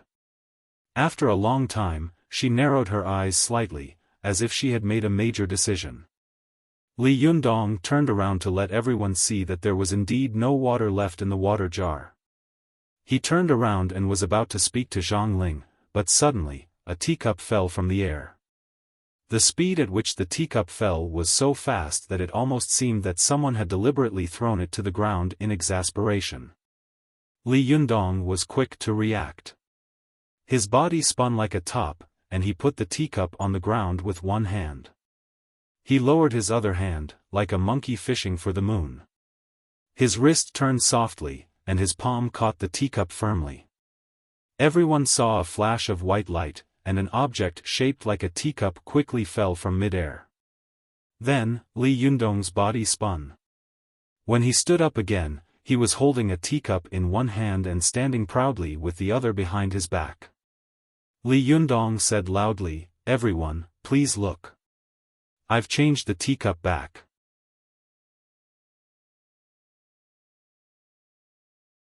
At this moment, everyone felt as if they were watching a Hollywood blockbuster. The ups and downs made them breathless. It was only at this moment that they could finally exhale all of their breaths, put down all the stones in their hearts, and cheered loudly. Li Yundong held the teacup high and said to Zheng Yuan and Du Fei, "Do you want to see if it's the original teacup?" Zheng Yuan and Du Fei were both shocked by Li Yundong's move just now and shook their heads. Li Yundong turned around again and said to Chen Wankai, "Mr. Shen, do you want to have a look?" Chen Wankai walked up trembling with excitement. He looked at Li Yundong as if he was looking at a living immortal. He held the teacup in Li Yundong's palm with both hands and looked at it carefully. Then he shouted, "Yes, yes, this is the teacup." Chen Wankai was extremely excited. He gave a thumbs up and said loudly, "I, Chen Wankai, have traveled all over the world and seen countless strange people, but Child Li, you are the most powerful one I have ever seen. I, Chen Wankai, am convinced." At this time, the outcome of the battle was self-evident. Zhang Ling snorted coldly. She knew that she didn't have such a long Jinqi aura. Unless she used magic, she couldn't absorb water with Jinqi like Li Yundong did. Her face was ugly, and she walked out without saying a word. Seeing that the situation was not good, Zhou Ping immediately followed her out. When they left, Zhao Yuzhen of the tea house of Zhao had already been helped up by the beautiful women in Cheongsam, but he was still standing there like a stone statue. Before Zhou Ping left, she glanced at her and secretly cursed in her heart, "If it weren't for the fact that this useless thing is so incompetent, why would we have to force our way out?" Humph. When the two of them left the Desanxian shop, they could still hear the people inside cheering loudly, especially the cheers of Li Yundong's classmates. Zhang Ling felt that these voices were extremely harsh. She said to Zhou Ping with a livid face, "No matter what means you use, you have to find a way to get the heavenly Jindan technique for me." Zhou Ping was stunned for a moment. "The heavenly Jindan technique?" Zhang Ling said angrily, "Are you deaf? If Li Yundong hadn't practiced the heavenly Jindan technique, how could his qi be so long and his Niden be so powerful? Now he is already so strong at the 8th stage. If he breaks through to the 9th stage in the future, will there still be a place for us in the world? Vote for recommendation. Previous page. Return to table of contents. Next page. Error report. If you like, please click here to add Keeping a Fox at Home to your bookshelf, so that you can read the latest chapters and updates of Keeping a Fox at Home in the future. If you have any suggestions or comments on Keeping a Fox at Home, please click here to express your personal views.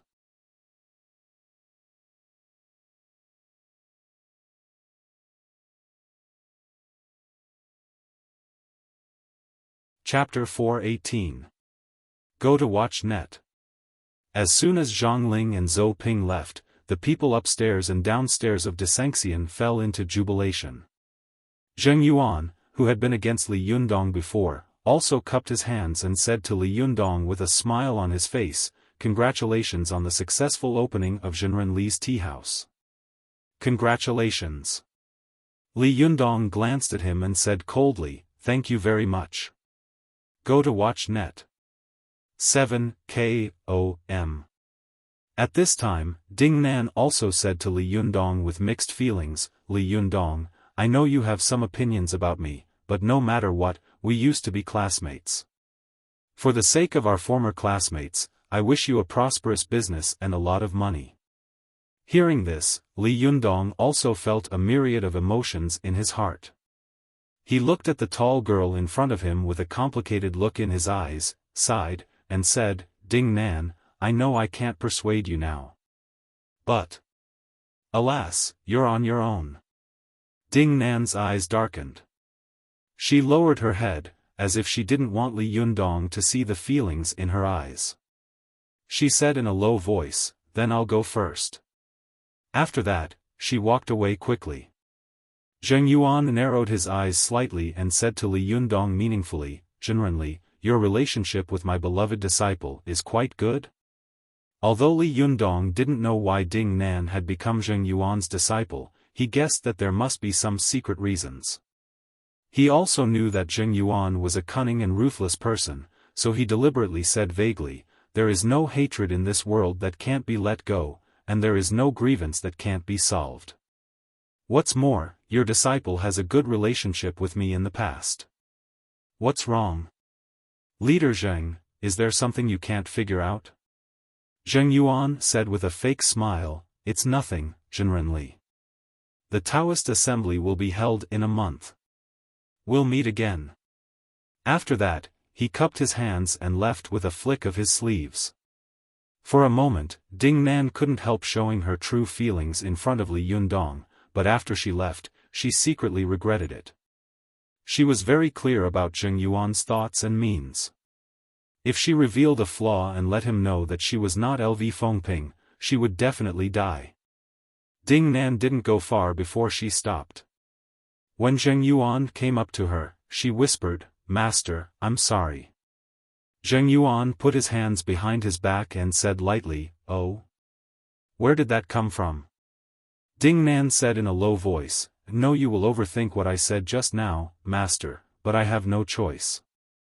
Zheng Yuan said indifferently, Oh? Ding Nan said with tears in her eyes, Master, you've seen it. This Li Yundong is too strong. I really don't dare to hope that I can succeed in my revenge. I just hope that you won't have any enmity with him in the future. If this strong man comes and kills you again, then I will have no one to rely on in this world. Ding Nan had been rolling around Zhou Qin's side for a long time, so her acting skills had long been honed to perfection. When she cried, she really looked like a pear blossom in the rain, which made people feel sorry for her. Zheng Yuan's face, which had been tense, suddenly relaxed. He said, You don't have to talk to him so affectionately. Those who don't know might think, humph. Ding Nan continued, Master, in this way, we can numb Li Yundong and relax his vigilance. Secondly, we may resolve the grudge between him and us. If something happens in the future, we will have a strong ally. Zheng Yuan nodded slightly. You're right. Li Yundong's cultivation speed is really terrifying. I have lived for so many years, but I have never seen such a powerful young man. If he is a friend and not an enemy, it will be a great thing. Ding Nan couldn't help but feel happy, but soon Zheng Yuan changed the topic and said, But do you think Li Yundong is a fool? Do you think you can turn an enemy into a friend by saying these words? Ding Nan cursed in her heart, this old pervert is really hard to fool. Ding Nan sobbed softly again and said, Master, this body of mine used to be Li Yundong's classmate, and our relationship was quite deep. He didn't know that I had already occupied the body of his former classmate, so he didn't know the secret and thought that I was his classmate. I knew this, so I said those words boldly, but I didn't expect that it would make you doubt me. Please punish me. After that, Ding Nan was about to kneel down. Although Zheng Yuan was cruel and merciless, he was also a person who cherished flowers. He stopped her with a hand and said with a smile, There are so many people here. What are you doing? Let's go. Since you don't have such thoughts, I won't doubt you. But if you have any ideas in the future, you should tell me in advance. Otherwise, it will be bad if there is a gap between master and disciple. Ding Nan smiled through her tears and said, Thank you for your magnanimity, master. Zheng Yuan smiled and took Ding Nan's hand. Let's go back. The Taoist assembly will be held in a month. I have to prepare well then. Ding Nan felt goosebumps all over her body when Zheng Yuan held her hand, but she couldn't shake it off, so she forced herself to smile and said, I hope you can show your power at the Taoist assembly and suppress all the heroes. Zheng Yuan couldn't help laughing when he heard this. As he touched Ding Nan's hand, he said with a smile, I need your help. Ding Nan was extremely disgusted. She forced a smile, but in her heart, she thought, this lecture is going too far. I have to think of a way. Although Zheng Yuan's face was also full of smiles, there was still a trace of doubt in his heart. Ping'er has been a little strange since she took possession of me. Although she said that today, I still feel that it's a little strange. No, I have to test her again when I have a chance in the future. The two of them talked and laughed happily along the way, but in secret, they had their own thoughts and ulterior motives. In De Sanxian's shop, Li Yundong suddenly became the focus of everyone's attention. The reason why many celebrities from all walks of life had come to attend the opening ceremony of this small tea house was all for the sake of the Zhou family. If the Zhou family had not recovered, Zhou Qin would not have been able to ask these people to come even if she had knocked her head. But now that the Zhou family had made a comeback, these people had come uninvited. In the officialdom, there was nothing more hypocritical than this. At the beginning, many of them had subconsciously regarded Li Yundong as half a son-in-law of the Zhou family. Therefore, although they were polite, they had never thought in their hearts, this lucky guy has climbed up a high branch, a guy who lives off women and so on. But now it seemed that they were all looking at Li Yundong with new eyes and were shocked. Only then did some people understand what it meant when Zhou Qin respectfully called Li Yundong master. It turned out that this overly young boy was really a great master. Lu Feier looked at Li Yundong with excitement and fanaticism. She grabbed Chao Kefi's clothes hard and said anxiously, Sister Chao, this guy is really a master. He's so tall. Chao Kefi also looked at Li Yundong in awe. She had known that Li Yundong was a strange person, but in her opinion, he was a master of kung fu. However, she hadn't expected that Li Yundong's kung fu would far exceed her expectations and imagination. It had already gone beyond the scope of human beings and was awe-inspiring. Chao Kefi was pulled away by Lu Feier. She withdrew her gaze from Li Yundong and scolded with a smile, Are you convinced now? Lu Feier nodded her head like a chicken pecking rice. I'm convinced. How did he do it? Chao Kefi smiled and said, I don't know. Why don't you ask him? Lu Feier's eyes lit up at first, but when she remembered Li Yundong's attitude towards her before, her face suddenly fell. Humph, this guy not only has eyes on the top of his head, but he's also short-sighted. He doesn't care about me. Chao Kefi covered her mouth and laughed. Oh, even a big star is useless? Lu Feier said angrily, Sister Chao, I'm kind enough to accompany you out. How can you laugh at me like this? Chao Kefi laughed and said, It's obvious that you want to skip work. You even threw your agent aside and turned off your cell phone, didn't you? Humph, I'll see what you can do when you turn on your cell phone later. Lu Feier said with a smile, Who told her to be so strict with me all day long? Let her be anxious. Humph. But, Sister Chao, you can't do this. At least let me figure out what's going on. Otherwise, I won't be able to sleep tonight. Chao Kefi snorted and said, I can't help it. Although he is young, he has a lot of ideas in his mind. Didn't you see that I was frantically looking for him a while ago? This heartless thing actually disappeared without saying a word. It's useless to beg such a person. Lu Feier looked disappointed. If I had known this would happen, I might as well not have come. Isn't he just trying to make me depressed? Yin Mengfan, who was standing to one side, suddenly smiled and said, Lu Feier, don't worry. I guess my uncle will ask Li Yundong to be Shen Yu and Shen Hui's teacher in a while. Chao Kefi asked curiously, how do you know? Yin Mengfan looked at Shen Hui, then turned her head to Chao Kefi and said with a smile, Shen Hui secretly told me that the old master wanted to invite Zi Yuan and Li Yundong to be Shen Yu and Shen Hui's family teachers. I think the old master brought them both here today. It's very likely that he wants to worship them in public. Lu Feier couldn't help but interrupt, what does that have to do with me? Yin Mengfan said with a smile, Shen Hui and Shen Yu are both your fans. If Li Yundong accepts them as students, you can save the country in a roundabout way and find out what's going on from the two of them. Lu Feier laughed and said, that's a good idea. But will Li Yundong accept them as disciples? Chao Kefi smiled and said, I think so. Old Master Shen has a lot of influence. While they were talking, Shen Wankai quickly calmed down after his excitement. He said very seriously and sincerely, Young Master Li, the last time we parted in Dongwu City, I was very impressed by the demeanor of you and Miss Zi Yuan.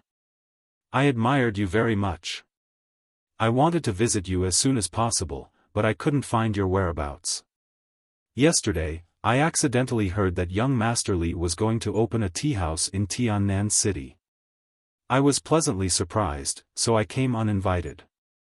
On the one hand, I wanted to congratulate the opening, and on the other. As he said this, he pulled Shen Yu and Shen Hui, who looked reluctant behind him, forward and said, this is my son and my daughter. I believe that young Master Li also knows my son. Haha, he and young Master Li also had some misunderstandings before, but I believe that young Master Li is magnanimous and will not care about it. Moreover, young people don't get to know each other without fighting. As for my daughter. Shen Wankai looked at Shen Hui, but the baby-faced girl suddenly snorted and turned her face away. She didn't buy his words at all. The smile on Shen Wansai's face froze, but he quickly smiled and said, this girl is still shy. Li Yundong smiled slightly and didn't answer Shen Wansai's words. He just looked at him calmly, not at all flattered. Shen Yu saw this and snorted in his heart. In his opinion, what kind of person was his father Shen Wankai? He was a person who would tremble everywhere in Tiannan City if he stamped his feet. He came to ask Li Yundong to be his teacher, which was to give Li Yundong a lot of face. That was to be courteous. But this fellow, he only knew a little trick and was putting on airs. Humph, what's the big deal? Shen Wankai didn't know what his son was thinking. He smiled and said to Li Yundong, I believe that young Master Li also knows my daughter. I have a presumptuous request. I hope young Master Li will do me a favor. At this time, Li Yundong had already guessed that Shen Wankai wanted him to accept Shen Yu and Shen Hui as his disciples, but he also muttered in his heart, accepting disciples is not like buying cabbages in the market. Moreover, Shen Hui has always been against me. If I accept her as my disciple, wouldn't the world be in chaos? Moreover, Shen Yu's character was quite bad, and he really didn't like him. How could he accept him? But if he didn't accept him, Li Yundong didn't know how to make Shen Wankai step down. He hesitated for a moment and only hoped that Shen Wankai wouldn't say that he wanted to be his disciple. Shen Wankai then said, Young Master Li, can you accept my son and my daughter as your disciples? I don't want to learn anything else. I just want to be able to follow you and pour tea. I want to learn from you, young Master Li, who is indifferent to favors and insults, and has a deep and profound cultivation skill. That's enough. Li Yundong smiled bitterly in his heart when he heard this. He thought to himself, sure enough, here it comes. Should I accept them or not? Vote recommendation previous page return to table of contents next page error report if you like. Please click here to add Raising a Fox at Home to your bookshelf, so that you can read the latest chapters and updates of Raising a Fox at Home in the future. If you have any suggestions or comments on Raising a Fox at Home, Please click here to express your personal views.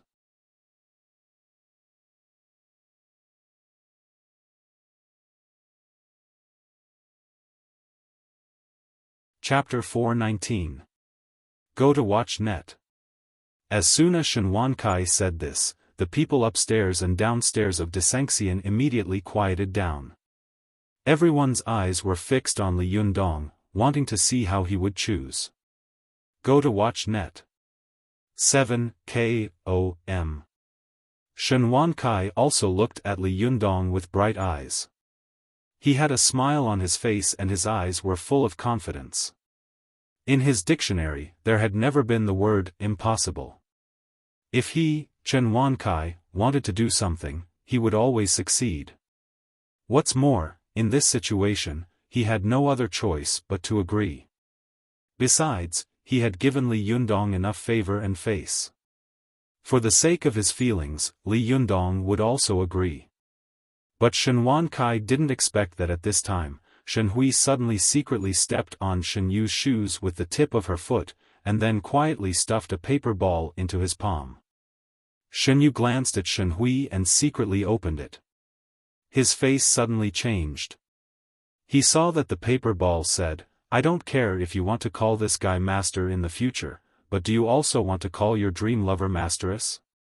Shen Yu suddenly felt as if his heart had been stabbed by a knife. He jumped up and shouted, "I don't want to take him as my master." In this quiet tea house, Shen Yu's voice was extremely loud. Everyone suddenly burst into an uproar, and then they began to talk. Shen Wankai narrowed his eyes slightly, but the smile on his face remained unchanged. He laughed and said, "What nonsense are you talking about?" Shen Yu straightened his neck and shouted, "Who's talking nonsense?" He pointed at Li Yundong and said angrily, "How can he be my teacher? Learning qi cultivation kung fu? Bah, what era are we in? Why are you still learning this? Dad, you're old and muddled. What's the use of learning this nowadays?" Shen Wankai trembled slightly, and the smile on his face disappeared little by little. He said in a cold voice, "What did you say? Say it again if you have the guts." Shen Wankai was extremely dignified at home. His face darkened, and Shen Yu's heart suddenly trembled. He didn't dare to say anything else, but his face still turned red. He turned his head away and panted heavily, refusing to take Li Yundong as his master. Seeing such an awkward scene, everyone stopped talking and looked at the changes in the field with different gazes. Shen Wankai suppressed his anger and said in a deep voice, "I've already decided on your matter. It's settled." Shen Yu jumped up and shouted, "No, I won't take him as my master even if I die." Shen Wansai's entire body trembled as he clenched his fists tightly. If it wasn't for his strong willpower and shrewdness, he would have done it on the spot. Shen Hui rolled her eyes and quickly said, "Dad, I'll persuade him." After that, without waiting for Shen Wankai to agree, she pulled Shen Yu and whispered, "Stop talking. Let's go. Do you want to die?" Shen Yu was not a fool. He immediately understood. He pushed Shen Hui away and said angrily, "Who asked you to pretend to persuade me? I don't need you to care about me." With that, he turned around and ran. The entourage who had followed Shen Wankai saw that something was wrong and subconsciously wanted to chase after him, but Shen Wankai shouted in a deep voice, "Don't chase after him. Let him go. If you have the guts, don't enter the house." The entourage stood there awkwardly. He looked at Shen Yu's back and then at Shen Wankai, like a clay puppet. Shen Wansai's face was livid. He looked at Shen Hui meaningfully and said lightly, "You persuaded me well." Although Shen Hui smiled, she shivered in her heart.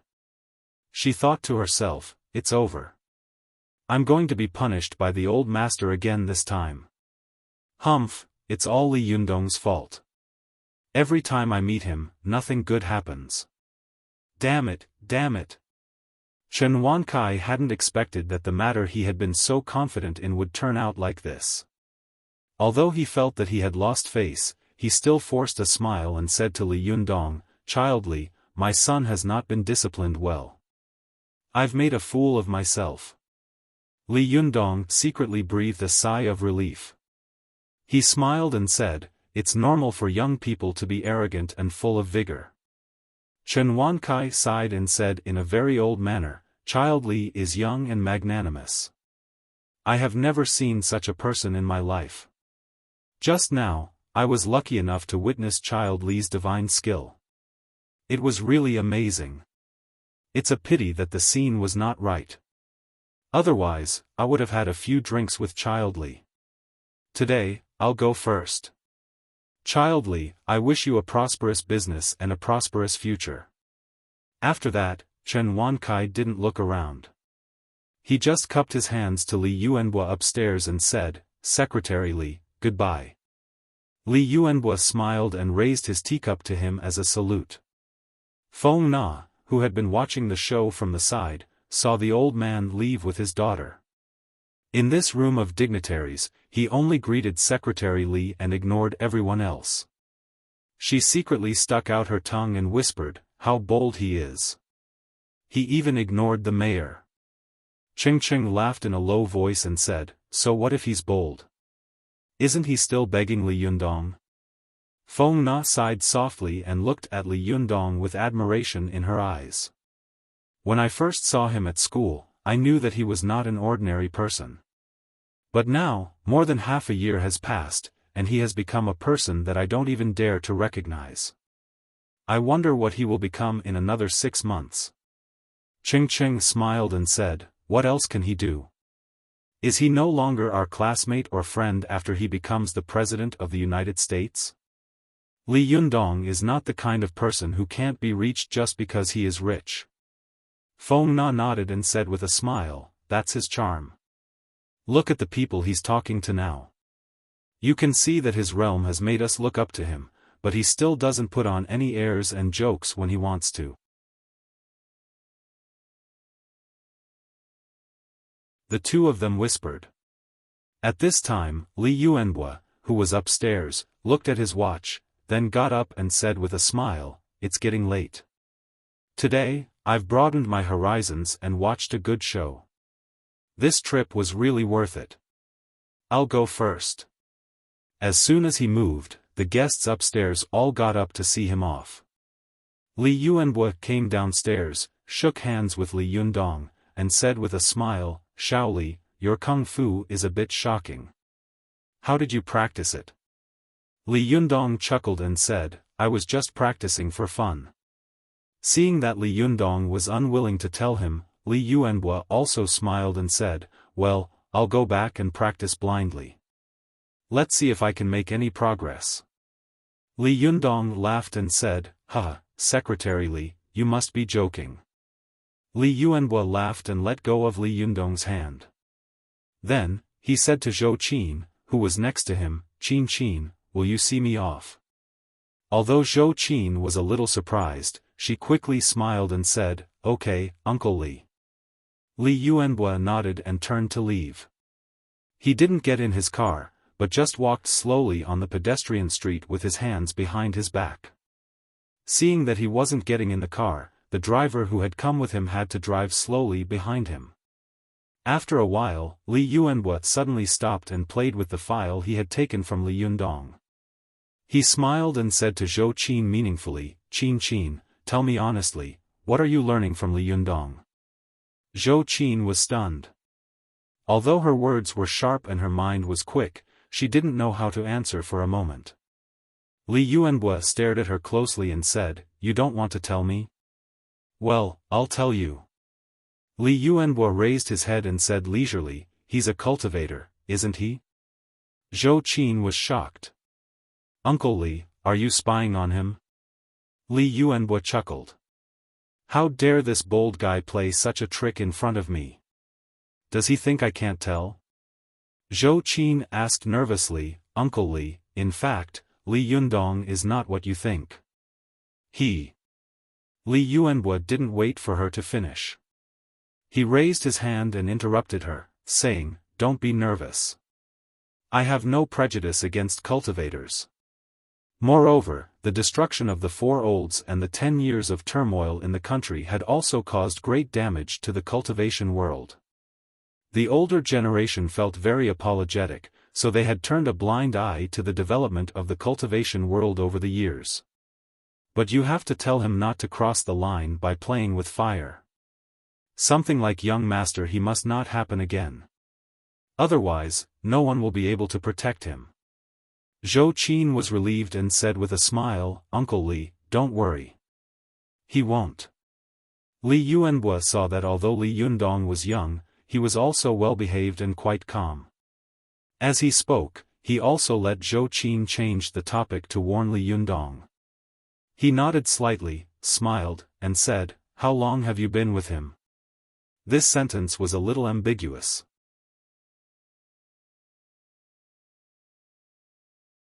Zhou Qin's cheeks turned slightly red, and she whispered, About a month. Li Yuanbua looked at Zhou Qin and sighed softly. You can cultivate so fast in a month. Has there been such a big change? Zhou Qin looked at herself in a daze. Have I changed a lot?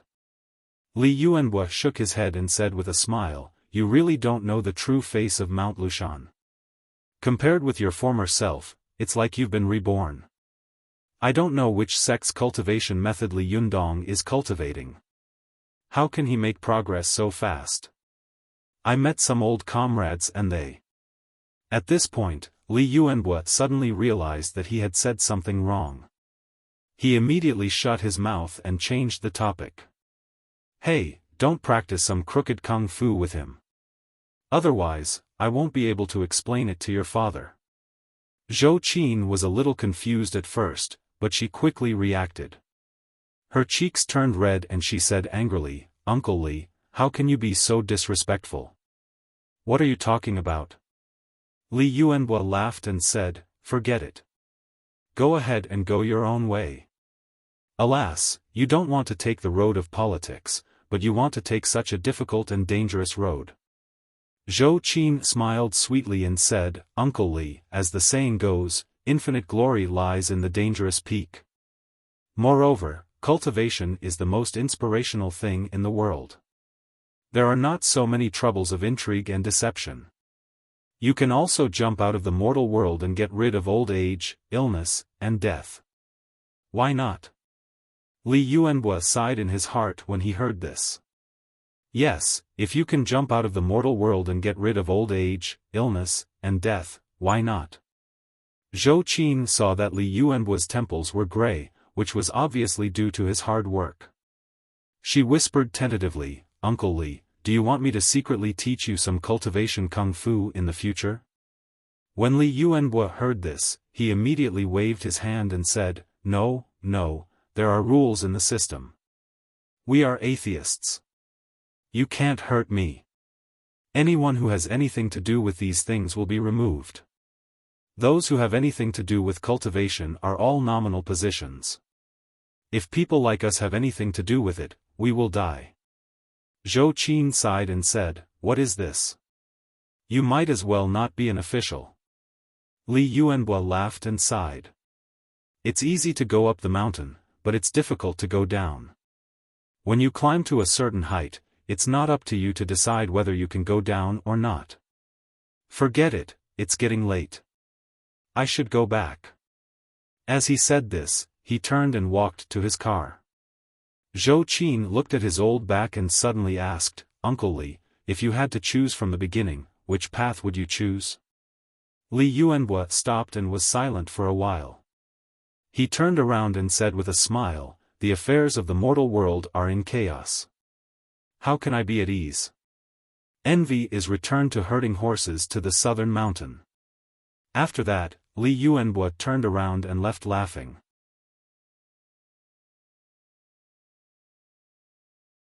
Zhou Qin chewed over the words, Envy is returned to herding horses to the southern mountain, over and over again. For a moment, she was a little stunned. She thought to herself, it turns out that a high-ranking official like Uncle Li also envies me very much in his heart. Happy New Year, children. You're tuning into the Xiaofan's Wuxia Tales YouTube channel. Don't forget to subscribe and join us on this journey to catch the most captivating stories.